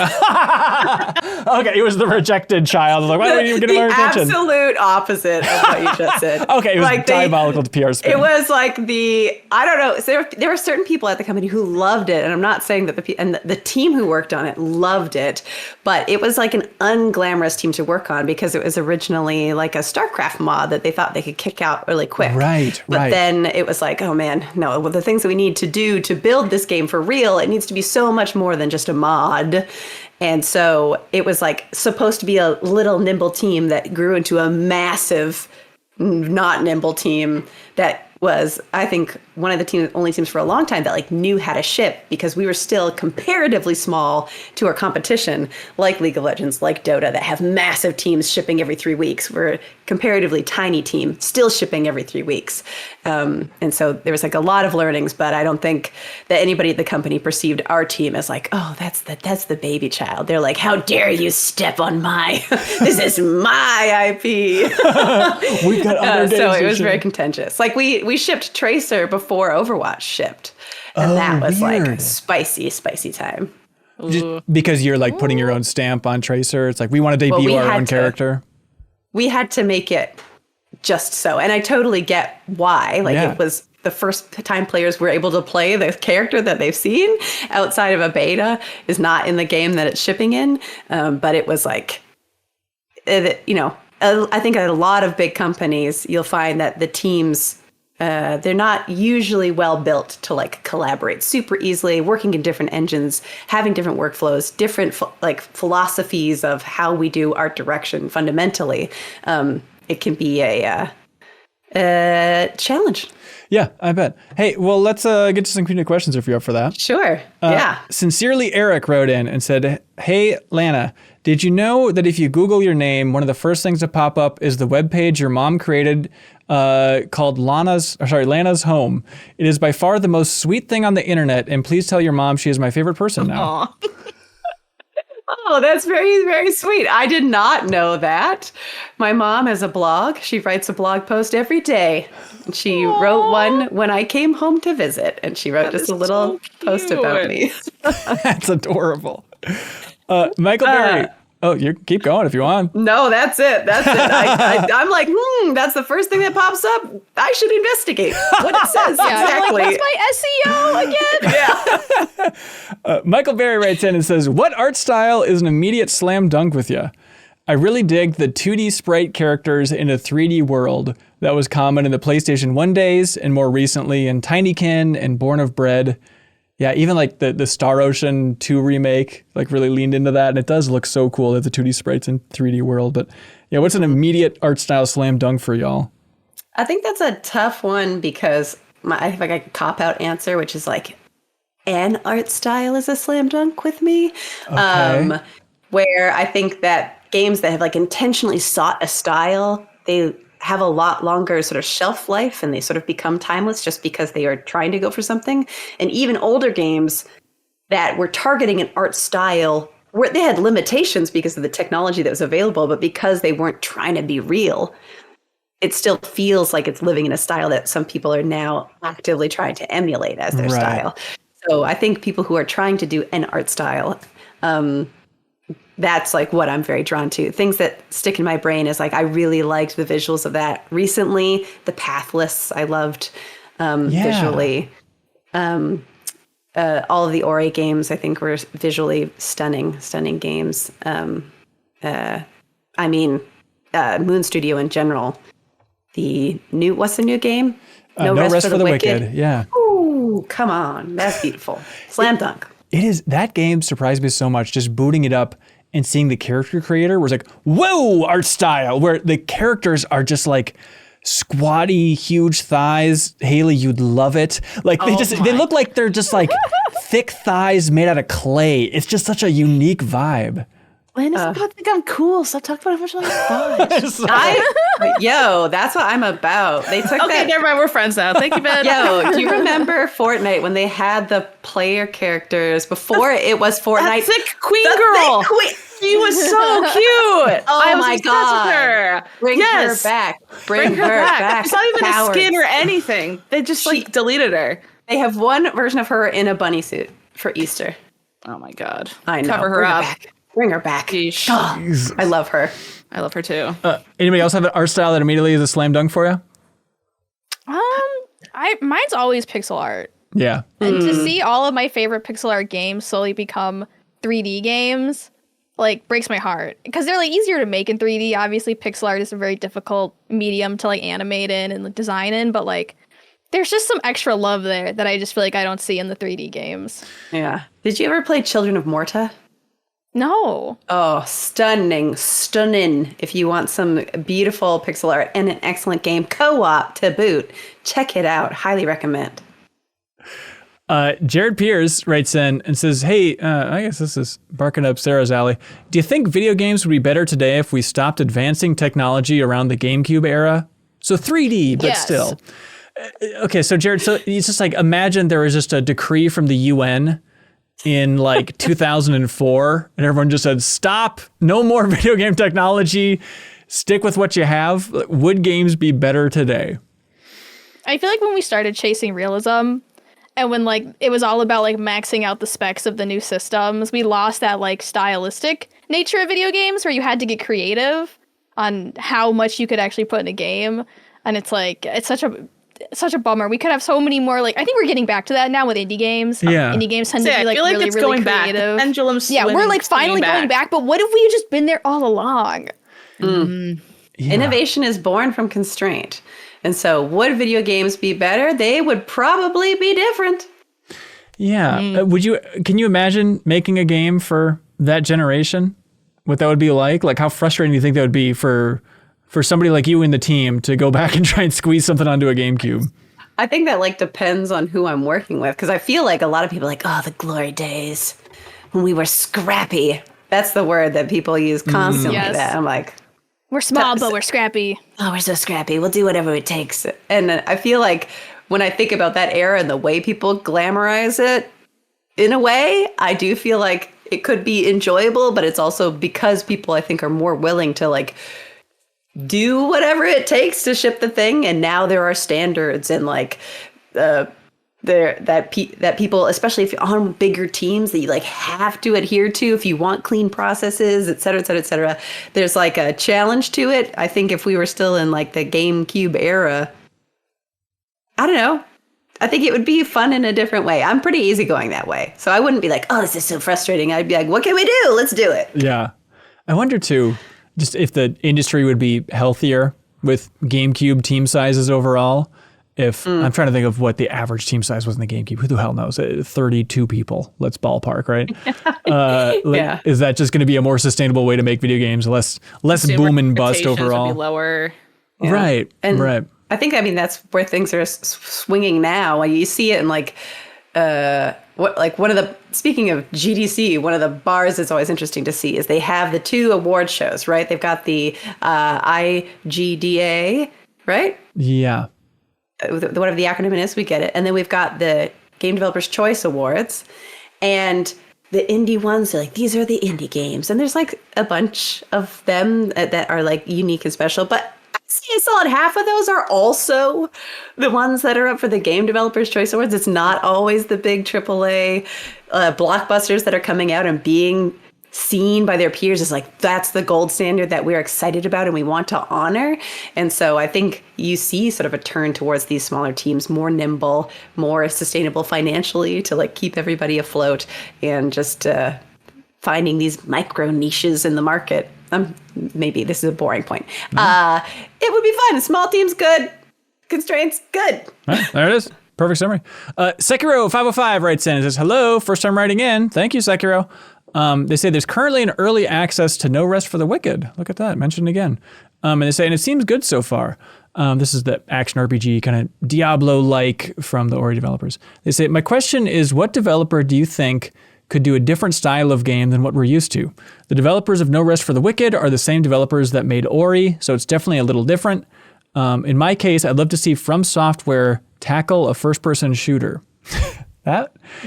Look, we'd all love to see it. I'm very curious what that would be like. But yeah, what developer do you want to see tackle something different? Just to tie it into earlier in the show, we're talking about Suikoden and Eiyuden Chronicles. And I was fascinated by looking into the history of the scenario writer that passed away, but he left after Suikoden 2 on the PlayStation 1, like this big RPG. And the next game he made was a third-person action game on the PS2 called 10,000 Bullets, which I don't think I'd ever seen before, but it looks wild. It's just kind of like, it has a Devil May Cry vibe just as a third-person shooter, but just really over-the-top arcadey. But that's a good example of back in the day, somebody shaking it up. But can somebody think of a modern developer of what type of project you want them to tackle? Hi-Fi Rush? Yeah. Hi-Fi Rush. They did like a... Evil Within. Evil Within before that. Yeah. Dramatic and great. I feel like I feel like I have so many cop-out answers to these questions. So I'm like, could be anybody, could be anything. Yeah. But I mean, something that I would love to see that I guess would be more of a return than a shift. I love Jak and Daxter, bro. Yeah. I love Jak and Daxter. I get it. Last of Us 2, everybody's miserable. We can be so sad. But what if we made another Jak and Daxter? Jak 4, baby, give it to me. Yeah. I feel like I would be so hungry for that. I guess the people who are working at Naughty Dog are not there because they're fans of Jak and Daxter these days.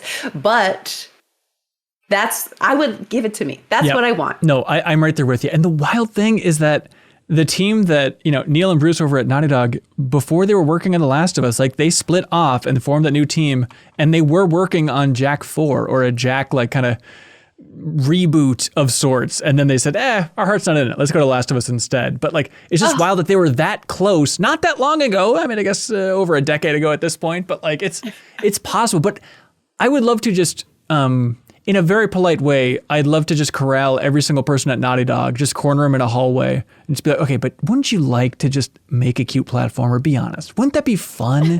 Just take a breather. Their engine do. Right. I would imagine. Picture that rope tech, but it's Jak and Daxter who can use the rope. Oh, Same man. thing. Come on, the rope tech, it writes itself. Yeah. I always think of like sports game developers. And always just worrying about the Madden team making those things year after year. I remember at some point, Patrice Désilets, the creative director for Assassin's Creed, he went on a whole tear about how like sports game developers are the unsung heroes in the game industry. Like they have to ship a full game and they have like 9 months to develop those things every single year, and they sell a gazillion copies and there's so much pressure on them and they're just in that rut. But I'm such a fan of when somehow they can make separate teams in sports studios to try and make something new. And like the EA team in Florida that focuses on Madden, like they made in 2009 Henry Hatsworth on the DS. If you remember that little puzzle game, it's like, I love when it's like, okay, we can squeeze out a couple developers for a little bit of time. Okay, get some creativity out the door. Okay, now back to Madden, Or like the MLB team, they made a game called like Kill Strain. maybe it was like 2011, something like that. But it's always just, you see pockets of like them coming up for air from the sports game world. I'm always like, yes, please keep going, please. Just stop developing Madden. It'd be great. And like the technology that those teams have is insane. Like the reason that they can ship so fast and like such high fidelity between them is because their tech teams are building the most unbelievable systems for them. The wrestling game, they have like thousands of animations and different hand placements and like procedural transitions between these things to make it look real and feel meaty and weighty and as real as they can make it. Imagine applying that to something that doesn't need that. It would be so awesome. Yeah, for sure. Ray Sweat writes in, they say, you all know each other really well. Well, I guess three of us. I mean, we feel like we know you well, Lana. But you know each other really well. Do you think you could name each other's favorite game? So Sarah, Haley, and I mean, Lana, you're welcome to guess, I guess, based on our faces and expressions, but that seems hard. I think I can do okay. Haley's Red Dead Redemption. Mm-hmm. I feel like we've talked about that enough. 1, right? Yeah, I kind of count Red Dead 1 and 2 as like one lumpy big game. That's a cop-out, but sure. Sarah, is this easier than I think it is? Is it Final Fantasy 14? That would be my best guess at this point. Is it Undertale or Baldur's Gate? Ooh. I know. Well, technically, I mean, I always say that it's like, you know, I guess I would say Baldur's Gate 3, but like Animal Crossing, The Sims are probably like even bigger games for me. Yeah. So you don't have a number 1 locked in? I find it so hard to have a number 1 locked in. Yeah. I find it hard to commit. I like the games that I like intensely. So yeah, like a Baldur's Gate 3, an Undertale, like I like Undertale so much I willed it into existence. Like in Japan, like that's how much I like that game. You gotta stop. Sorry, I gotta stop you. You gotta tell that story. Sorry. Yeah, you can't just I drop need that. context. I wasn't sure if I was the only one who didn't know. Now I must know. Tell us the tale, Sarah. Back in 2016, I used to work in Japan at a little localization business called 84. They're still doing great localization work now. And that was when like around Undertale came out, and I was like, you guys gotta check out this game. Like, it's so good. You have to try it. And then they did, and they were like, let's offer to do the localization work for Japan. Let's get it onto the PlayStation. And then they collabed with Fangamer, and that's where all like the merch came from. So yeah, the games that I like intensely, and everyone will know about it. Okay, but if you had to pin it down, Animal Crossing over The Sims? Game? Yeah. You chose for your Animal Crossing over The Sims. Animal Crossing's hurt me the least. Okay. Oh, good. The Sims consistently hurts me, and I still play it. Also, the amount of money you spent on The Sims versus Animal Crossing? So much money. That's night and day. That's ridiculous. Millions. Yeah. Billions. I've always been on the waffling front of like, well, my favorite game of all time versus what I think is the best game of all time. And even that's a little Final bit... Fantasy 7? Final Fantasy 7. Even do those things? Yeah. I feel like, I could tell you my favorite game right now. And it is... The answer might be different tomorrow. Okay. Oh. You know? Like my mood might change. If you ask me right now, Unreal Tournament 2004. But maybe Jedi Knight Dark Forces 2 and Mysteries of the Sith. Okay. But maybe Jack and Daxter, you know? Interesting. It changes. Be honest, did StarCraft go down your tier list because you got to see too much of like how the sausage was made? You kind of got fried on that idea? I think StarCraft was always a game I loved a lot, but it didn't get me the same way as the action. So like RTS is one thing. My micros are never going to be up there to compete. But I could Unreal Tournament people into the ground. Okay, all right. No challenge here, please. Will E writes in and says, hey, everybody, I'm working on a better quest goal of being able to draw like Final Fantasy's Yoshitaka Amano, even knowing Ben will then hate the way I draw. How dare you, Will? I love that artist's art. They say, I've hit a streak of drawing 10 days in a row, and I was wondering if anyone has any tips for someone starting out drawing or ways to practice besides just doing it a lot. Got some thoughts? Please, floor is yours. This advice. If you're learning, like, it really does come down to doing it a lot. But rather than just you want to be able to know what the rules are before you're breaking them. And so I would advise like actually trying to learn anatomy of what you're doing and then practicing that anatomy. How is a hand put together? What are the planes? What is a square versus a cylinder? How many cylinders make up a finger? And then drawing a hand, just a hand, 200 times from as many different angles as you can. The greatest jump that I felt in my drawing skill, where I could look at my drawing pad on the first day of class and my drawing pad on the last day of class and be like, dang, I learned how to draw, was when my teacher would be like, great, your homework is draw 100 dancers. And I'm like, 100? And he's like, sorry, you want to draw for your job and you are like being annoyed at the idea of being asked to draw this week? And I'd be like, oh, good point. I'll do it. And then just sitting down and drawing them. And you only get better by drawing it and then showing people, being brave to show people, and just being resilient and knowing that somebody might say, I hate the way that looks. And you can just ignore them if you really want to. But you could also not take it personally and show your work as often as you feel comfortable, you possibly can, and draw as often as you can by picking a topic and just drawing that one thing in as many different angles as you can over and over and over again, and you'll get better. Are you freestyling the dancers? I mean, where do you get? Are you just looking at Google Images? Are you just drawing dancers from your mind? Yeah, are you imagining dancers? From reference, definitely reference. So like go to YouTube and pause a dancing video and try and draw a frame of them dancing. Okay. Or Google image search ballerina, draw every ballerina you see. Hip hop dancer, draw every hip hop dancer you see. Pinterest used to be a great space for this, honestly. Like Midjourney, etc., has like really clogged the old reference streams for folks. So really make sure you're looking at real people. Just looking up pictures and trying to draw them. Right on. Do you have tips for not being too precious about, like, because what I always struggle with is I have like a sketchbook and then I get too like, oh, it needs to all be pretty and aesthetic looking, and then I don't draw because I'm like, I don't want to draw because this page looks cute. And I just end up not drawing. Yeah, I mean, I don't know if I have tips for it other than like try to not do that. Yeah. I feel like the only thing that helped me, there's two things that help me sort of break through that mentality. One is, literally YOLO. There's other notebooks in the world. Would you want to like live your life and be like, this notebook stayed empty the whole time, or I filled it up with garbage? I'd rather fill it up with garbage.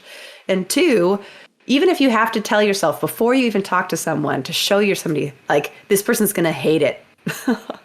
And just accept that that's fine. And then show the work. And it doesn't matter. You can ignore them if they hate it. But what if they give you something that is a delicious nugget for you to grow from? And what if they hate it? But like they think that they hate about it. It's just that they have a different style than you. Like you'll just learn about that other person and their tastes, and you'll learn about yourself. And it's sort of like building that resilience by putting yourself out there and being like, I'm ready to take it, the same way as if you go play paintball. You know you're going to get shot. You know it's going to sting, but you want to play the game and have a good time, baby. And that's fine. That's part of it. Perfect. Deuterado writes in and says, what's your favorite early internet slang word? I still think that noob is pretty funny. Yeah, you know what? Noob's okay. Noob has come back around. I feel like it's been a while since I've been insulted by being called a noob. So now I don't hate it as much, I don't think. It's like endearing now. Right. I remember when it would sting, and now I would smile if someone online called me a noob. It seems easy to take. That's the best day of your life if you get called a noob. Modern insults. Let's go back to calling people noobs. I remember was in an article in the local newspaper for talking about early internet slang. A journalist found me because I had that iPhone noob shirt. Wait, they found you because of that? I was like wearing it, and they were like, can we interview you about the slang the kids say? And I was like in the paper with my iPhone noob shirt, like, sure. It was actually a really in-depth article. It was really well researched. As the kids would say these days, pretty cringe. I suppose so. Here's a deep cut, I think. I genuinely have not heard this word outside of this specific situation, but Lana, since this is your whole life, you're welcome to say that's the most obvious thing in the world. But I remember 2005, my roommates freshman year of college, they were really into the original Dota, like, you know, the mod for Warcraft 3, all that stuff. And they were constantly screaming Imba, like imbalanced. Like, oh, Imba queen, Imba, this person's so Imba, baba, everybody's Imba. And they were like, oh, it's slang. It's what all the South Koreans say when a character is just not balanced correctly. And I was like, okay, maybe everybody who's into MOBAs is saying Imba on a daily basis, or maybe just dropped off in 2005. I mean, you two both know League very well. Do people say Imba at any point anymore? OP maybe? Okay. Yeah. All right. OP the new Imba. Yeah, OP new Imba. Okay. All right. Good to know it's not the test of time. Sarah, you got one for some good old slang? Yeah, my favorite. This one's kind of like a Japanese one. I would be on like the Nico Nico Doga video site watching videos, and I would always see like the W's. Like if you're ever watching like Japanese internet videos and you just see like a line of W's. Yeah. It's their version of LOL because it comes from the word warai, which is laugh. And when you go to type it, the first letter you type is W. And so they'll just like spam W. And then this is way, way, way back. I don't think they use it anymore. But because W, when you put a bunch of W's, it kind of looks like grass. So then they would write kusa, which is grass in Japanese. They would just write the kanji for grass if they were like laughing a lot. That's amazing. And, like, I don't think they do it anymore. I think the W's are still around, but not the like the kusa aspect of it. But I still think that that's like so creative. Oh, Yeah. that's niche. That's niche. That'd be beautiful. Is every time you made a great joke, just your chat was flooded with people Yeah. showing pictures of grass? And it looks like a field and everything. Right, Like sometimes they right, call right. it like if it's a lot of laughs, it was like a field. You got a whole damn pasture off that one, Sarah. Adam Walters writes in and says, hey, everybody, I saw the Patreon email asking for submissions for a new Doc Lightning, and I never saw the previous one. I just finished watching it, and I cannot believe how incredible that was. What a wonderful display of humanity. Thank you to MinnMax for encouraging it and for encouraging the community to submit all the submissions. Okay, there's a lot of setup here, so forgive me for getting in the weeds, for getting into the grass on this stuff. But Doc Lightning, we're doing it again for the second annual event. This is a short documentary film festival event where if you're a member of the MinnMax community on Patreon, we're encouraging you to create a short and simple documentary. Shoot it with your phone. You don't need professional equipment. There's a link to a bunch of free editing software if you're interested in that. All the tools you need are available for free. It's in that Patreon email that we sent out to everybody. But make a documentary under 3 minutes. Everybody can do it. It can be so simple, so raw. Just contribute whatever you want. At the end of May, we're collecting all those and then having a big film festival screening.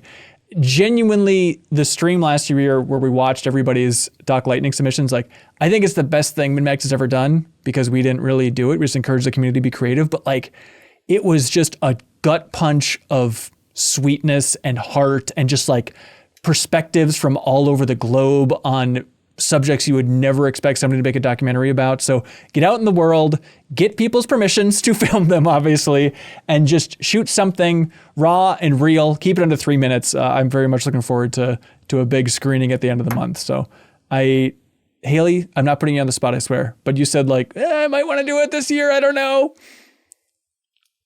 Topic. I just need a topic. Yeah. That's all. It is tough. I thought of a really That's all. simple one that's really hippy-dippy-ish, and I sent one email already about it, so I'll see if that ball gets rolling for me, but I got a couple in mind.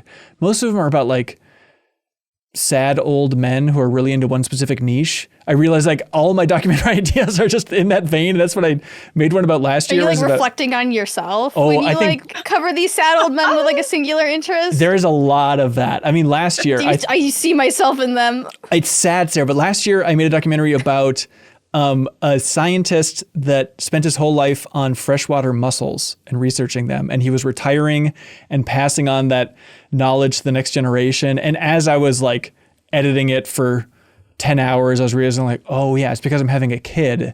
And this is all about me passing on my gaming knowledge to my kid. Like it was a weird thing of like, oh, that's why I'm interested in this. Like niche I do old that stuff guy. to myself all the time. I'll sit down for a second and be like, oh, that's why I do what I do. And then it feels really trippy to think about how your brain tricked you into being interested in things for a reason. Yeah, don't think And about I it too prefer much. absolutely no self-reflection. Yeah, too busy pawning noobs to reflect on I'm this. pawning too many noobs, bro. I can't.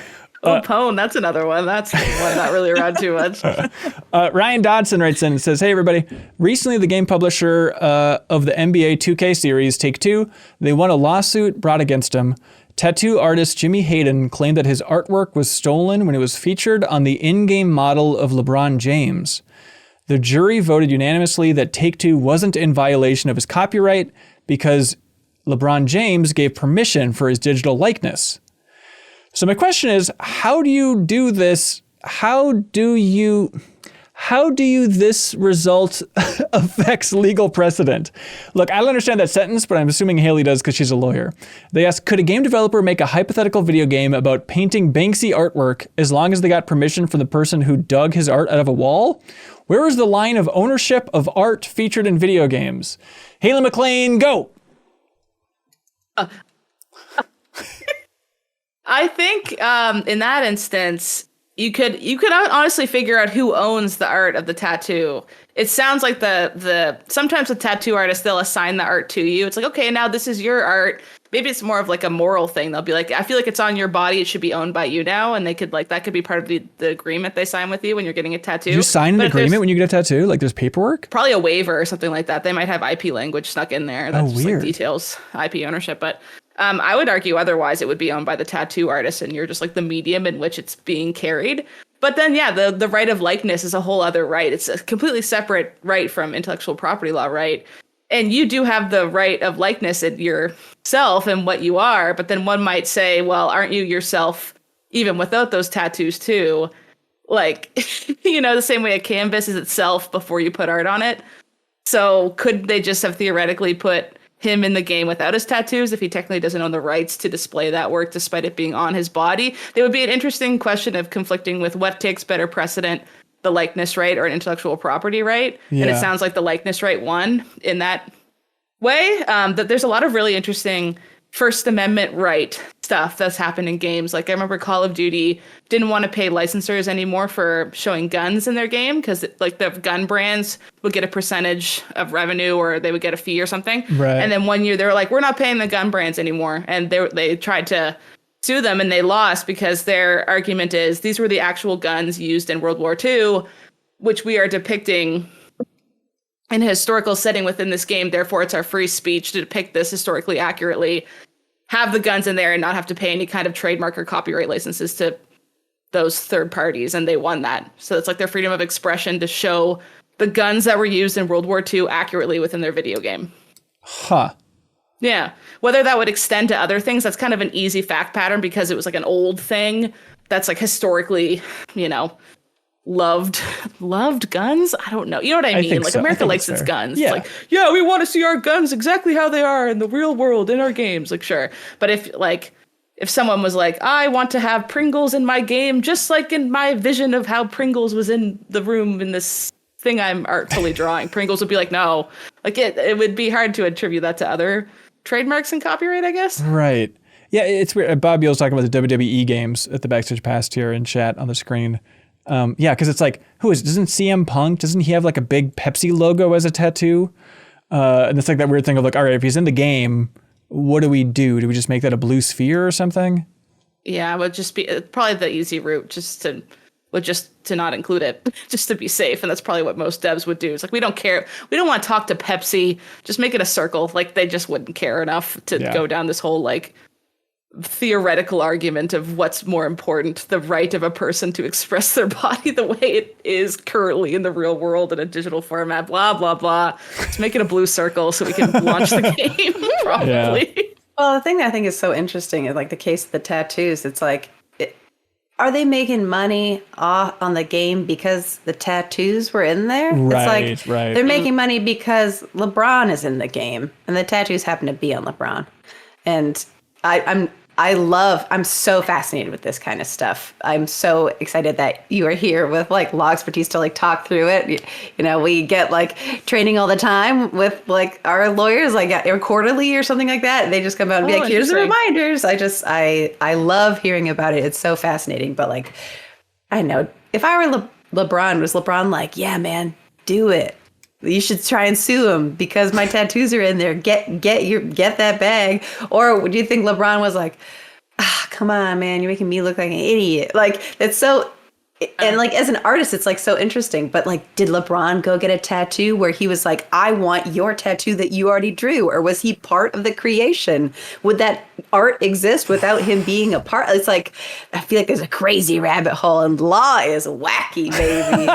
Law do be wacky with this kind of stuff. Yeah, there's like moral rights and economic rights. So like, would someone have a moral right to be angry with how you're using their art if it's on your body? That seems like an overbroad overbroad use of the moral right that probably when we invented moral rights back in forever ago in the 1800s, no one would have thought of that kind of thing. Mm-hmm. Yeah. And this is why sports game developers need a break. When they're down to the minutia of having to worry about tattoos on everybody's body, like, oh my God, what a nightmare. Henry Hansworth didn't have any tattoos. Just put him in more games.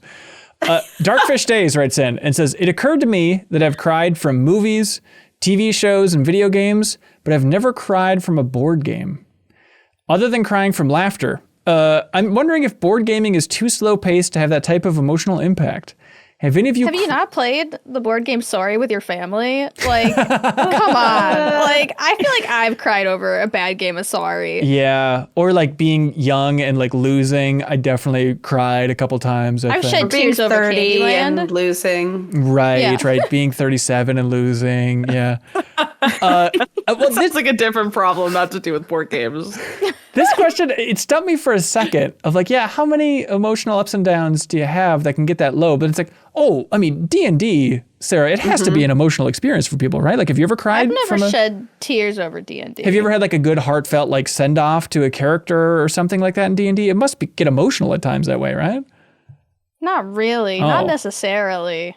I don't think we've ever like delved in. We're not sort of like a Critical Role, like delving into the depths of human consciousness. Thinking a Critical Role. It's more like I bonk the goblin and then I murder everybody in the town. I like you downplaying. It's not like, it's not that deep. Oh, well, I'll be damned. I think that would be the only space that if I could see it being a thing. I play D&D every Saturday morning. It's not, but it's not, we're not an emotional crew.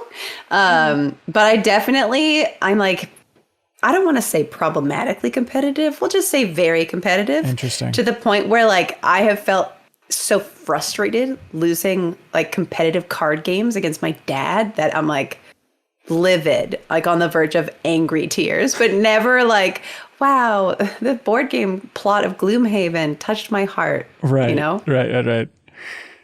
Sent the Prophet says, for Lana, when designing an animation, let's say for an attack, this is some good geeky stuff, who dictates how long the animation will last?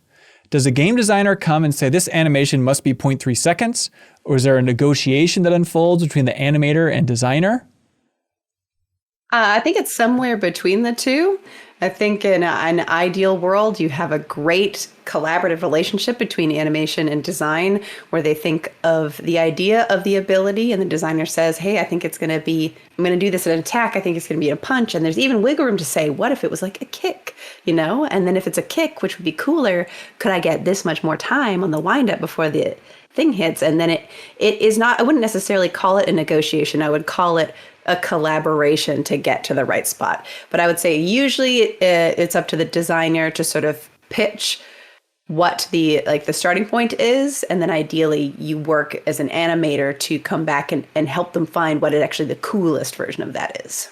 I feel like in the glimpses of behind the scenes stuff, just in documentaries and stuff, it's always like, we have to speed up all these attack animations. Is that just something that experienced animators learn more and more? Is like, if you go in, you're going to want to show it off and have a big wind up. But then if you're making an action game, like, you need to get this down to frames, everybody. Let me tell you, not on my team. Any animator that comes in and is begging for wind ups, I'm like, get out. We are here for responsiveness. We are game developers first and we are animators second, baby. Wow. Okay. There we go. Philip Giarusso says, hey, everybody. When looking over, this is a question for everybody, but it might relate to somebody more than the rest. When looking over work from your art team, what's your thought process behind offering constructive criticism? Do you find it difficult to strike a balance between letting the artist do what they think is best versus pushing them in a direction that better fits your vision as a director? My art team that I manage on a daily basis. Where we draw fan art of Mewtwo. I really like this question. I think that there's a balance. I think there's this perception of the people want freedom. They want to be able to do what they want. But what they really want to do is do the right thing and be impactful. And so I think one of the hard things to learn as a leader is when the criticism that you're offering or the sort of critique that you give people is actually driving it in a better direction versus driving it laterally just for taste. Right. And like being able to identify when the feedback that you're giving is actually going to do one thing versus the other. Another part of being a leader is sort of realizing that it will never be as good as you think it would be because of that taste. It's got to be as good as the team needs it to be, not like your personal flavor of things. And the strategy for it is being really honest with people. I think setting clear expectations before you ever have to give somebody feedback. So when they get that feedback, they're expecting it. And if it's negative, they understand why before you even start. So that just means before they start the project being like, by the way, this is going to go through multiple drafts and we're going to have some big direction feedback after the first wave. Yeah, it's like, hey, tell me, this is how I like to give feedback. How do you like to receive feedback? What are the things that I should be looking out for? Here are the ways in which you can hold me accountable to holding you accountable to doing the best that you can do. And building that trust with your team members so that when you give critical feedback, they know that it's not about themselves and their taste. It's about this thing that we are trying to do together. And also giving them outlets to do the thing that they want to do and being like, go crazy. This is your safe space. This is a space I need to be precise. And there's like a balance. And I think it all comes down to trust. And the last sort of strategy that I actively have for giving somebody tough feedback is often, even though you know you're going to give it anyways, in asking them, hey, may I give you some feedback? And I want to say 9.99999 times out of 10, somebody says, yes, of course. Right. And that, like, whatever that 0% of the time is that they're like, I'm really not into it right now. Take that time to back off and loop around when it matters. But when somebody invites the feedback, they said, yes, you can give it to me. They're not going to be defensive about it. They're not going to fight you on it. They invited you to do it. So now you're here, baby. You invited me in like a vampire, and now we attack. Is it a huge no-no in your world to like, this is so close to what I was going for, I'm just going to tweak this a tiny bit? I'm just going to if I came in and did it? Yeah, if it's like, okay, this frame rate, I'm just going to move this one keyframe a little bit and then plug it into the build. Like, is that a thing that happens a lot? I think that it's a thing that happens on a lot of teams. I would never do that on my team. If I needed something to be changed by one frame, that would be where I would ideally have the trust points built up that I'd be like, hey, this is not a negotiation time. You'd take that frame out. Yeah. And it's got to be teaching your team to fish. And they will ideally, as they sort of get the notes that they get better at showing up those things. So they get to it before you even have to give the note. Okay, perfect. Super Cerberus, last question about art. How do you find the balance between best animation and most animation? This is an interesting question. They say, Far Cry always impresses me for having so many unique takedown, vehicle, and healing animations that change depending on context. And I'm sure it's hard to account for so many variables while keeping the gameplay feeling smooth. Yeah, this question made me think of like the best editing category in the Oscars, which is always like, Bohemian Rhapsody won a while ago. And it's like, that's just because they're cutting way too much and it's almost obnoxious. So therefore you think... Most editing. They won most editing. That's the conundrum, right? That's the problem. But is that not a thing in the animation world of like, all right, this game has a gazillion animations, therefore it's the best? I think that it really depends. It comes down to a couple things. Is the style that they're going for, the fidelity that they're going for, and... the actual impact. Like I've played games where I'm like, yeah, there's a ton of animations in a part of the game that I don't care about. I don't see. It's not what drives me as a player. I'm not interested. It's not on my main journey for what makes me successful in this game. It could be tons of animations, and that's like a most animation zone to me. But if there's lots of animations and it's keeping it interesting for the thing that I'm doing the most often and keeping me engaged on that journey, I think you start being like, oh yeah, that's a contender for best animation. But then if you have all those different animations, but the quality is crap, then you're back into just most animations territory again. Right. And then often enough, the things that are very simple and very straightforward, and they spend those animation points on just key moments and keep everything else super sharp. I think that ends up living in the best spaces in my mind. How often are you wowed by animation in games, and how often are you like, I could have done that better? If you're just playing games for fun, can you unplug from that? I feel like I am very critical, but I rarely feel like, I could do it better. I just think that's not a choice I would have made. Sure. Okay. Yeah. But I don't know. I'll be critical. I'll go to a movie and be like, that's not choices I would have made. I'm not, I was going to be like, I'm not a director. I guess I am, but I'm not a movie director. And so, I'll go see a hockey game and I'll be like, I wouldn't have made those plays, but I'm not on the ice, baby. Sure. What do you think is the best animation in a game? When you think of like the greatest of all time, what's in your Mount Rushmore? Oh, no. Sorry. See, this is where I'm like, Mount Rushmore. No one can get away from Mount Rushmore. Best animation of all time. Again, I cannot answer best animation of all time. I could answer game that comes to my mind that I like the animation. I'm sorry, we're not interested in that. If we could just focus on best animation, we'd appreciate it. I've been asked this question a lot before, and every single time I'm like, I should really think about that. I don't know. A game that has a great animation that I really liked is the creatures, specifically in Horizon, Zero Dawn, and Forbidden West. Yeah, okay. When I studied animation, I specifically studied creature animation. And so the creature work that they do and getting the personalities of these different creatures in the robot forms, I love them. I love them. There's cool technology. There's cool designs. It's just badass to fight these creatures as these robots. It's so awesome. I really loved those. But of all time, I'm not going to say of all time confidently, but I really like meaty robot creature animations. Very cool. Because also it's like you're looking at like their musculature and skeleton, like they're so raw that you really get to focus on how they're moving compared to what you look like parts of them fly off, but they still have to look like themselves too. I bet that's really hard. Right. Yeah. The silhouette just fully changing as you're shooting them down. Awesome. Oh, that's brutal. Travis and Fargo says, many people joke that the secret ingredient in a recipe they've prepared is love. But it begs a question. Do you think that love affects the outcome of a dish in a real, tangible way? Am I a monster? My first reaction was, no, of course not. Are you out of your mind?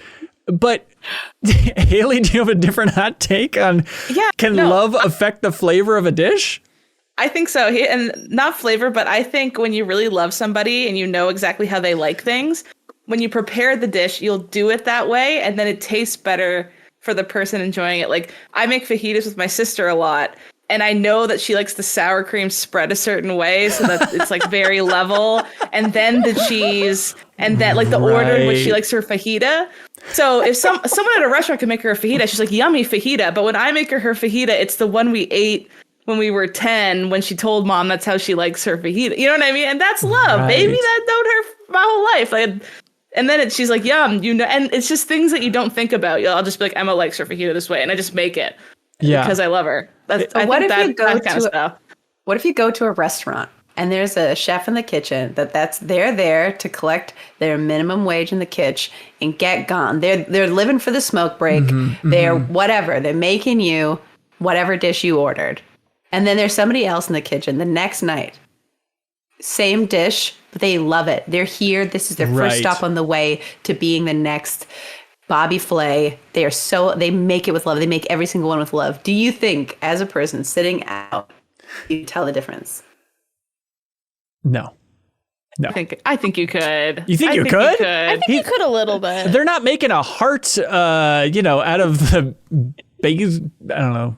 Yeah. What- In the what's- I powder was gonna sugar say- says, I love my job. Yeah, exactly. I don't think there's any way. I can't imagine. I cannot imagine. Wait, chat It's like seems a to be. small detail that I think a chef who cares who wouldn't is like putting lettuce between the meat and the bun so that the bun isn't soggy when you bite into it and you have a good mouthfeel.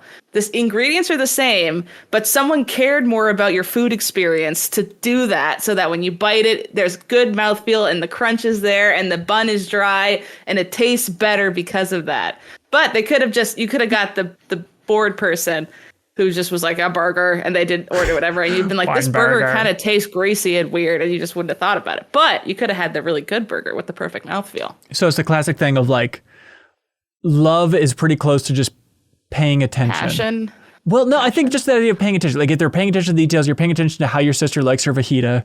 If the cook is paying attention to, you know, what would get soggy where, like that translates into the secret ingredient being love. They're kind of thinking about who's going to enjoy it and they want them to enjoy it more. That's a kind of love. That's a love of your fellow human being. You could just give them the thing they ordered and go home for your smoke break, but you're like, I hope they enjoy this. That's like a nice thought. Okay. So now we need the A/B test. You're going to Right. make 2 fajitas for your sister. One of them you're going to make perfectly, and the other one you were going to haphazardly slap together. And then you're going to ask her which one was better. And you say, which one did I make? And she's going to know. Yeah. She's going to know the one I made. No, you're going to make both. Yeah. Oh, yeah. And you're going to make them identical, but while you're making one of them, you're One just of going them to. you make with angry eyebrows. Right. Yeah, make them with right. hate. Yeah. Like I'll think about all the loogie in a time she fajita. stole hate. my clothes in high school Yeah. and crud and slapped the that sour fajita. cream in there. Drake Hindhorst writes in on Patreon this, hey everybody, last week you were asked if you were hyped for Metaphor Refantasio, the best named game in gaming. I think this week's panel on the podcast should take a listen to the battle theme for the game. I would describe it as a high fantasy auctioneer. All right, so last week, yeah, Huber said he was so hyped for Metaphor, the new game from the Persona team. I'm so scared because like I'm on the fence about this game. All right, so this is apparently the battle theme. It's no Xenoblade Chronicles X, which has the best battle theme, and it's a game that Sarah worked on, so I know that's very partial to. But this is the battle theme to Metaphor, the new game from the Persona team.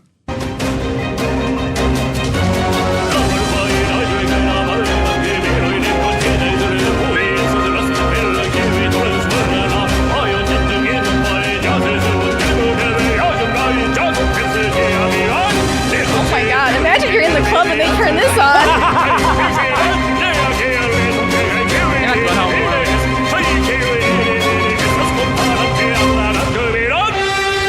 Honestly, kind of into it. Yeah. And can you imagine, this is going to be like a 150-hour RPG. You're going to have to hear that guy say that so many times. No.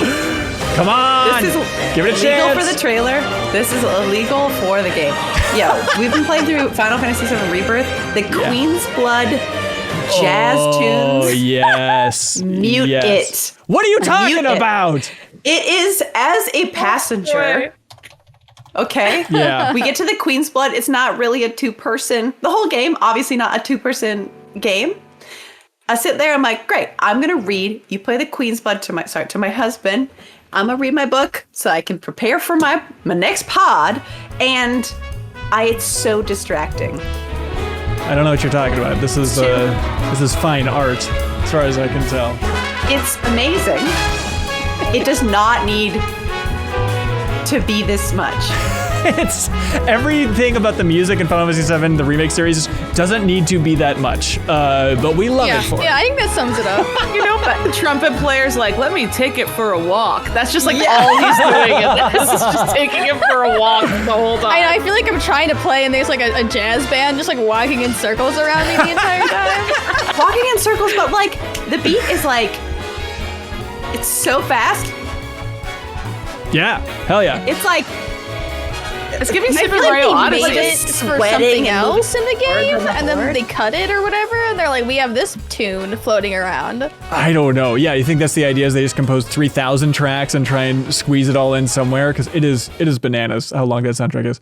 Because this feels like, I mean, I guess it does kind of feel like Golden Saucery, Yeah. but like I don't need Golden Saucer to go. Right. By the way, Yo, did you end up, I've been saying that. did you make it to the Gold Saucer, Sarah? Do you think you're going to do that, or did you just watch that? Leave me alone. Okay, God. okay.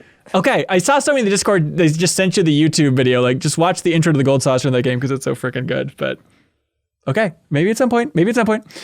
Crab Palace asks, what mechanic from a game do you think was the hardest to code other than the portal gun? Interesting. Portal gun, that's one of those things that seems super impressive, and I'm sure it is. Obviously, I wouldn't know the first thing about it, but I feel like that portal tech, I remember interviewing the somebody who worked, they designed the stretchy face for Mario 64. And he was working on the first prototype for Ocarina of Time, and he said that he originally had like portal tech in Ocarina of Time. So it's like if they could do it back then, that leads me to believe that it was easy. That's not true. But. It's like a plane that you're just projecting from a camera a different place in the world and then teleporting you there. Right. So I'm not saying that that's like easy to code, but I can, as not a programmer, picture how to code it. Okay, that's worth something. I predict that it is any moving platform. Ooh, what is so hard about moving a platform? Picture jumping onto a moving platform, and then there has to be prediction of whether or not you're going to jump on that moving platform. Is it like it has to have like environment art or environment navigation awareness? It's a moving navigational path. You can't go through it. The game has to know when you're going to hit it and not miss it, but also know if you're going to miss it, if you're going to grab the edge of it. It has to know where it is in space, and it has to understand like the bounds of your hitbox and your capsule, and then you have to stick to it once you land on it to continue to move with it. Yeah. I feel like any program I've ever talked to, if somebody's like, oh, should we consider a moving platform? They're like, no, we should not. We should not consider doing that. We should avoid it at all costs. But I mean, they've been around since like the 80s. I mean, yeah. I still believe it is one of the most challenging things that exist ever. Interesting. In that vein too, when like I always think about this when it's happening in game, how hard it must be when like you're the character and you're falling and something else needs to catch you, but they're allowing it to freely roam within the environment with you. Right. But then when it comes to time where it has to pick you up, they have to naturally make it look like it's coming from the angle where it was to pick you up, and it's not just an awkward like A to B, like zoop, like pick you up thing. Like there's a game that came out last year that I want to use as an example, but it would be a spoiler, I think. But it's like, oh God, I need to be saved. And it's just like, that monster or whatever has to come and scoop you up. I always think about how hard it must be to account for if it's at any XY axis on this entire map right now, it has to look like this when it comes. If you're on this side of this XY axis, like there must be infinite possibilities that you have to account for nothing looking jank. That must take so long. Yeah, it made me think of Last Guardian.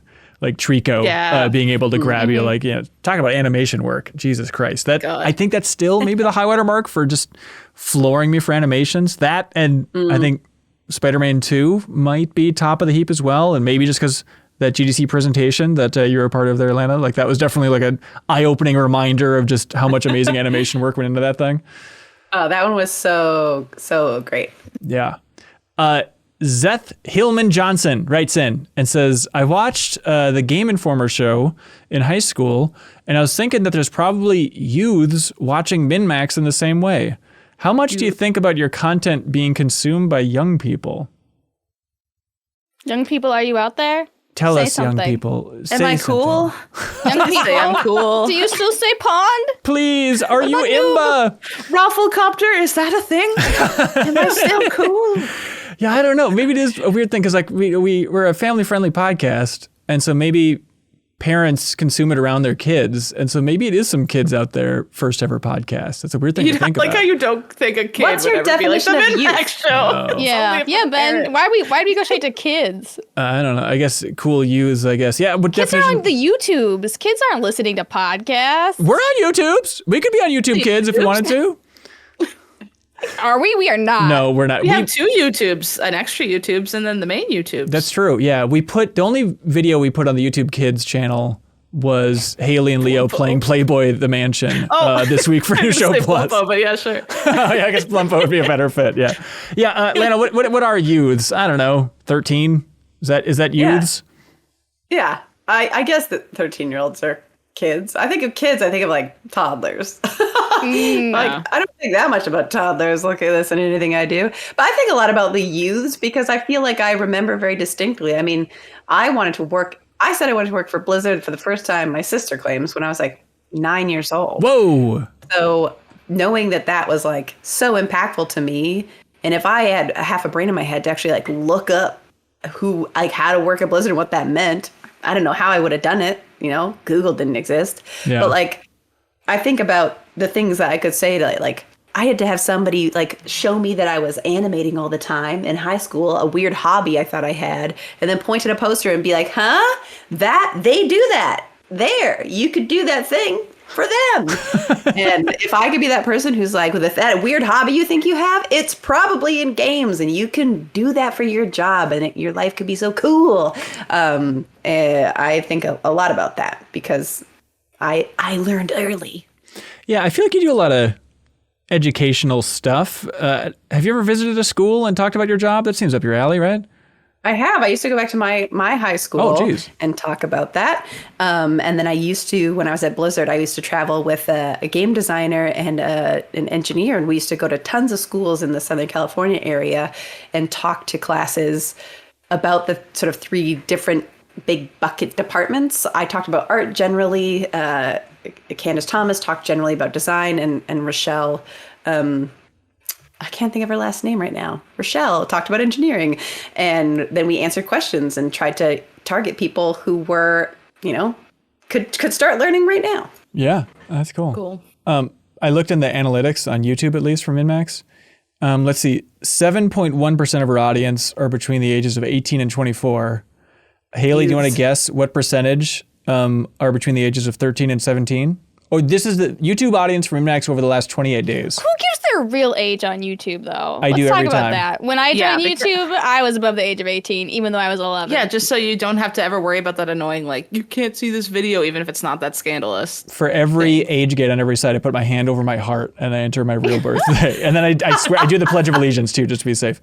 And then I put in my social security number. Just to be clear. Just spoil everything. 13 to 17 years old over the last 28 days, 0% on MinnMax I'm YouTube. Shocked. Less than I thought. That nobody wants to watch a podcast that's a spin-off of a gaming magazine. Spin-off? I'm shocked. It was pretty damning where like my nephews watch a lot of YouTube and they're always talking about YouTube with me and all that stuff. And they're always like, how many subscribers do you have? And I'm like, like 40,000. Like, okay. Like, it was just chopped liver. But then like they're watching a lot of like, Dude Perfect and stuff like that. And at some point when I was like, all right, I'm going to look up your stuff on YouTube. And he pulled up like the MinnMax channel and I was just like watching him to see what he would do because I'm so fascinated by thumbnails and all this stuff. And he scrolled through for a while and then he clicked on an episode of Trivia Tower, like squinted at it, and then scrubbed to like the middle of an episode of Trivia Tower, and it was one with Mike Minani that we did a while ago. He watched it for like 20 seconds and then just like quietly closed it and said, I don't get that. And I was like, all right, that's apparently our impact. We could be trying so much harder. I mean, that's not the best spot. Like, if he had jumped into like a new show plus of a game he's even slightly interested in, maybe he would have started the middle of a trivia tower with a guest he didn't know. Haley, he's not going to watch you and Leo play Playboy the Mansion. I don't know why you keep pushing this new show plus. I wasn't going to suggest Playboy the Mansion just because it's very inappropriate for that age, but something else. Also, just weird kid stuff is my nephew's 10, and he's like, I wanted to ask you, do you have an editor?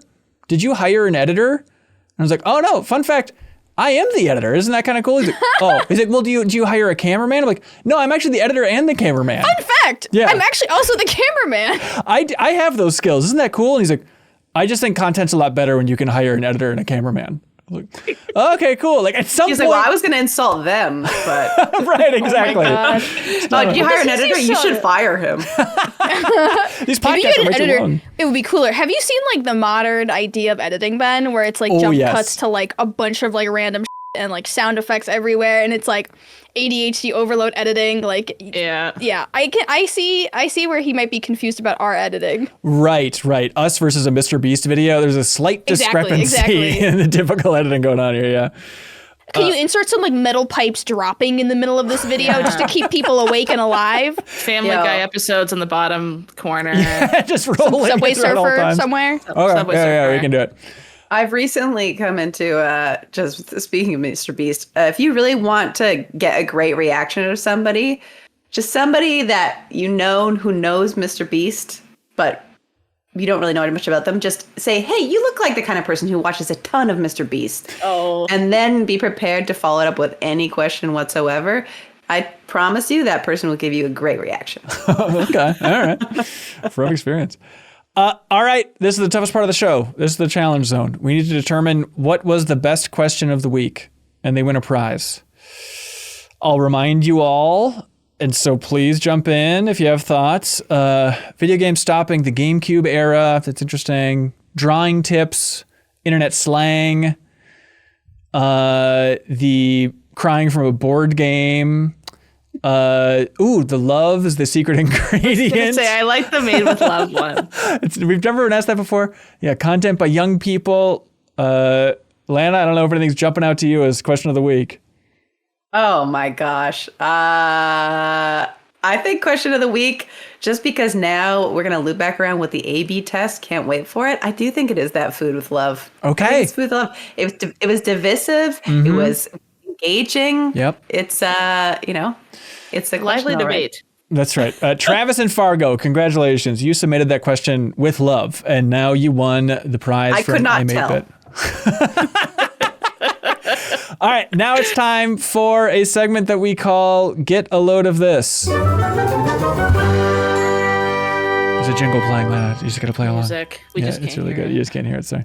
All right, I'll kick it off. Hey, Get a Load of This. It had been referenced before, but I had never watched it. But Social Network is one of those movies that on my last rewatch was like, okay, this is an unimpeachable film. It's one of the most rewatchable movies You better lawyer up, asshole. Next time. I've seen your bumper sticker that says that, Haley. I love that monologue so much. Even before I ever thought I was going to become a lawyer, I was just like, you better lawyer up, asshole. He slams the laptop down. Anyways, yeah, Get a Load of This isn't just watch Social Network, even though it's very good.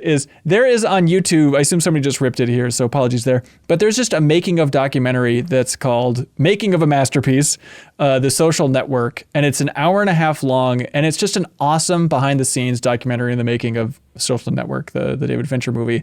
And it's my favorite type of making of where it's just a ton of footage of this on the set. And like you actually get to see, table read debates between David Fincher and Aaron Sorkin, the screenwriter, going back and forth about like the meaning of a scene and how things should be delivered. It's so much better than just talking heads, boring documentary stuff. So there's a link below if you want to watch a very good documentary in the making of Social Network. How do you find that stuff, Ben? Do you just Google documentary of thing I might like?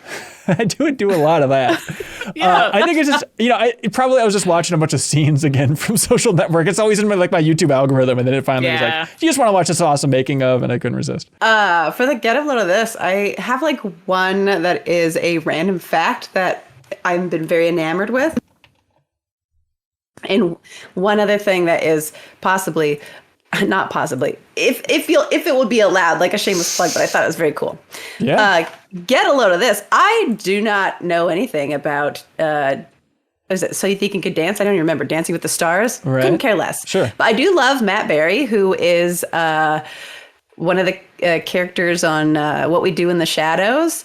And I guess he was on some kind of live stream with the other folks for What We Do with the Shadows, and he gave a little fun fact about himself where he says, what is it? Dancing with the Stars? Yeah, probably. Dancing with the Stars. He's like, Dancing with the Stars. He's like, this is what the theme song sounds like. There's like a little guitar riff, and then somebody goes, hey. And he goes, I'm playing the guitar, and I say, hey.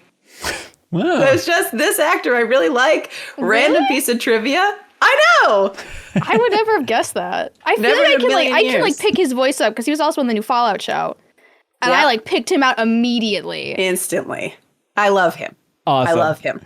Love So it. he is the voice of Dancing with the Stars or whatever. So you think you're dancing with the stars right now? So you think you can dance with the stars? Yeah, perfect. I'm here for the mashup. What's your? We have a plug segment at the end, but you can toss another one if you want. Well, There's this no one I rules here. think is not necessarily a plug because it's not really for me. It's more for that other streamer, I guess. But this past weekend, I participated in something that was called 10 minutes versus 10 years of animation. And I didn't really know exactly what to expect, but I think it turned out really cool in the sense that I was invited to a competition that was me versus somebody who has only gotten 10 minutes of animation learning versus somebody who has gotten 10 days of animation learning. Ooh. And I was the 10 yearser. And we all went away and live streamed animating for 3 hours and then came back and shared our results with each other.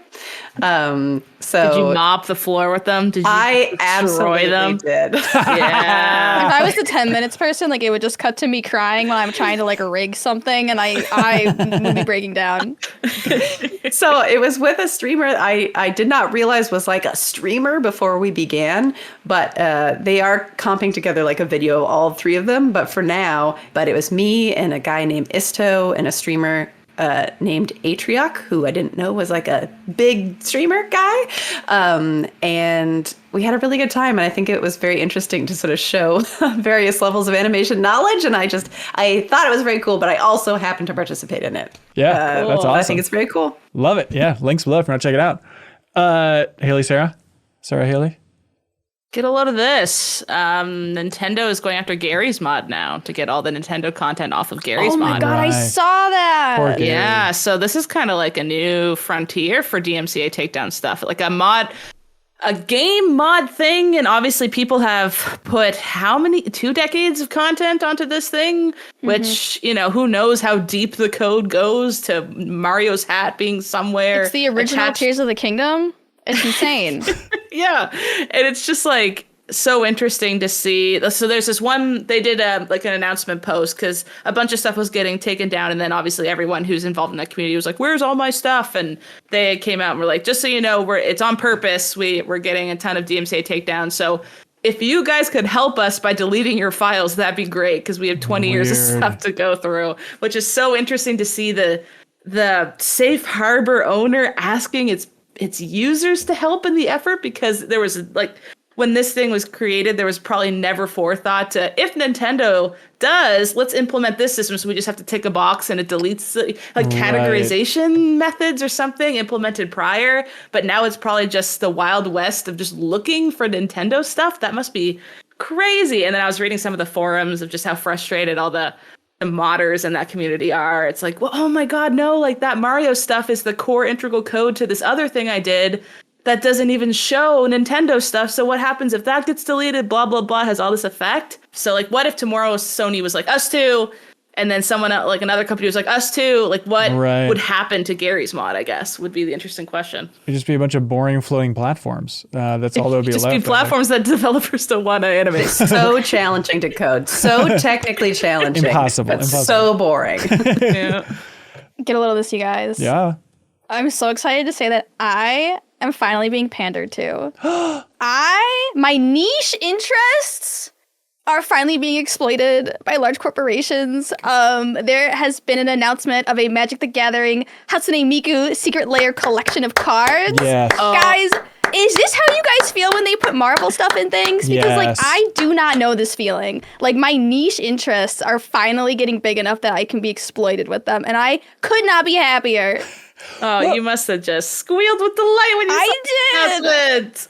What is going on? Is Magic just partnering? No offense. I mean, Hatsune Miku the best. But are they just partnering with everybody at this point? Literally, the day before, I was having a conversation with someone about Magic the Gathering and how they're like releasing too many collabs, too many new launches, that they're like watering down basically their brand. Like people aren't buying them as much because they're waiting for other ones. And then they drop this the next day, and I was like, I take it back. I'm a shill. I'm buying all the cards in English, Japanese, and foiled. Let's go. Jesus, that's awesome. Links below for all this fun stuff. From the community, get a load of this channel in the Discord. Hero submitted this news story from Wednesday that, and Sarah, I was curious to get your thoughts on this, that Hasbro is making a huge jump into the world of video games. Apparently in an interview, I hope not. They said that they have over $1 billion currently invested in the studios, and they have 4 studios that are building up games like apparently a studio called Exodus is making a sci-fi RPG. They're making a Snake Eyes G.I. Joe game, a Dungeons & Dragons game internally at Hasbro. But as somebody who worked at Mattel, Sarah, good call, bad call? It's just kind of like, I look at it as it's like a vicious kind of cycle where they'll put like a new CEO in place or like a new executive, and they're like, I'm here to shake things up. Our new thing is video games. At Mattel, our new thing, movies. That hence the Barbie movie, right? So you put the new CEO in place, they invest in all these like smaller video game companies. A lot of them are overseas because it's cheaper.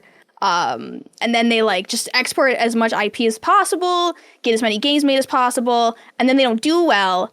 And they're like, it's not because we didn't study the market. It's just because nobody wants games. Nobody likes games, you know? So it's like they always like jump the gun and they make these games and they don't ever take the time to study like why certain games are popular. They're like, why isn't this like the League of Legends? You know, like why isn't this the Magic of Gathering? Like why can't we make games like that? And it's like, well, we don't care as much, quite frankly. So yeah, I'm not looking at it optimistically. Yeah. We'll see how it all goes for a little while. But hey, that is it for this episode of the MinnMax Show. Thank you to everybody for watching or listening. Lana, thanks for being here. Hey, thanks for having me. Such a great time. It's very delightful to meet all of you. Yeah. You're super cool. Yeah, congratulations. You are super cool. Do you feel good about your job? Do you get a lot of people complimenting you and saying you have the coolest job ever, you're the coolest person ever? Is that just a common refrain in your life? No, I very often meet people. My sister is a musician in like a very, very sick band. And so when I meet people, they're usually like, oh, people still play video games? And I'm like, yeah, I'll be over here. Great, thanks. So I appreciate it. Well, you're the coolest on this podcast, so congratulations. Do you have anything you want to plug? Anything at Riot you're working on that you can talk about? Nothing I can talk about at Riot, but if y'all want to keep up with me, I do use social media, the Twitter, the Threads, Blue Sky, whatever, under the username Latieni, that's Latienie. I also tweet and stream on behalf of Riot's animation team at the Rat Animators, Riot Animation Team Animators. So we have Rat Animators on Twitch and Twitter. We do demo reel reviews. We do discussions. We have a Discord community where we take questions from people, give feedback to folks on the reg. Lots of different ways to sort of keep in touch there. If you are interested in a little bit behind the scenes of game dev or are an aspiring game developer yourself. Perfect. Yeah, I checked out some of those YouTube videos of the Rat Animation Team stuff. And like it is just fun to watch just that type of like peer review. Like we never get to see that type of stuff from the outside. So it's cool that you guys service it that way. Oh, thanks. That's awesome that you checked it out. Yeah. And thank you to everybody in the MinnMax community. We announced last week that we had a new Patreon goal where we're going to play a one shot for Dungeons and Dragons if we hit it. And in the time between these episodes, by God, we hit it. So shout out to everybody in the community for jumping in or jumping up temporarily so that we could hit that Dungeons and Dragons goal. And we aim to please. And so we are doing this damn soon, I would say, Sarah. Next week, we're going to be flying Charles Hart in to stream this Dungeons and Dragons session from the MinnMax studio, almost as a send-off to the studios. I'm going to be moving all this stuff, but it feels like an appropriate way to go. So we're flying him in next week. So we'll be streaming that on Twitch on Thursday, May 9th, and then it'll be up on YouTube after that. But it's going to be a one-off, one-shot. Sarah, what am I in for here exactly?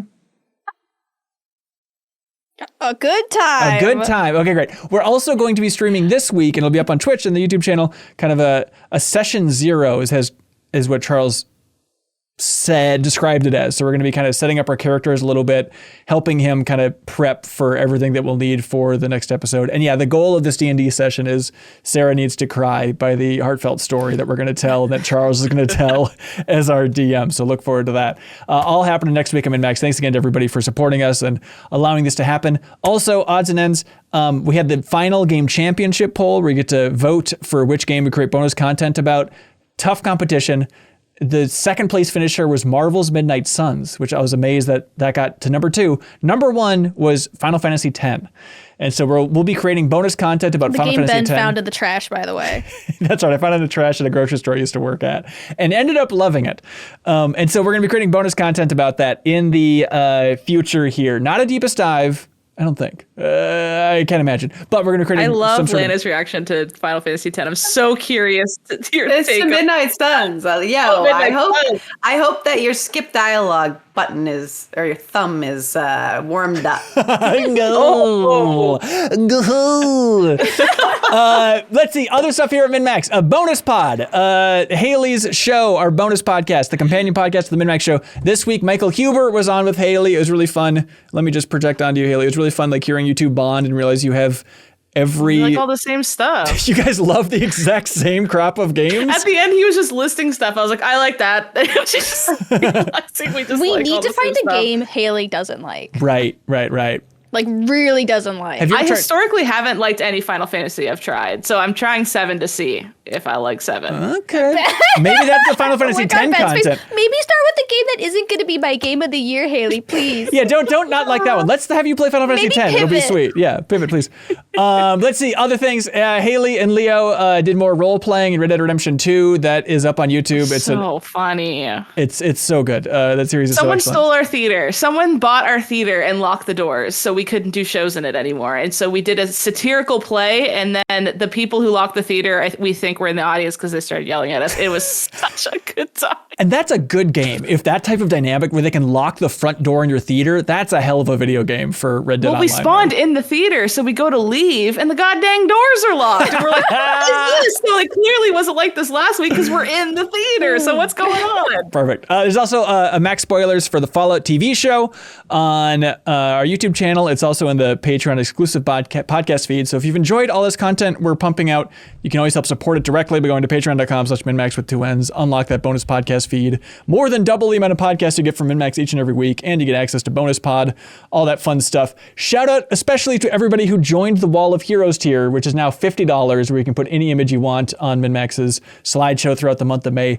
The stuff people submitted, it's so sweet. This one person, they submitted like, hey, can I put my Instagram on the Wall of Heroes? Like, yeah, absolutely. I checked it out. It's just a bunch of pictures of birds. Yeah, Jake G. Davidson. He's just a birder, and he's plugging his birder it's up Instagram. Right now. Yeah, it's so awesome. And tons of indie games on there, Australian record shops, tabletop games. It's fun to see. I saw some puppies, some dogs. Lots of dogs and puppies. But all right, that is it for this episode of the MinnMax Show. Lana, thank you so much again for being here.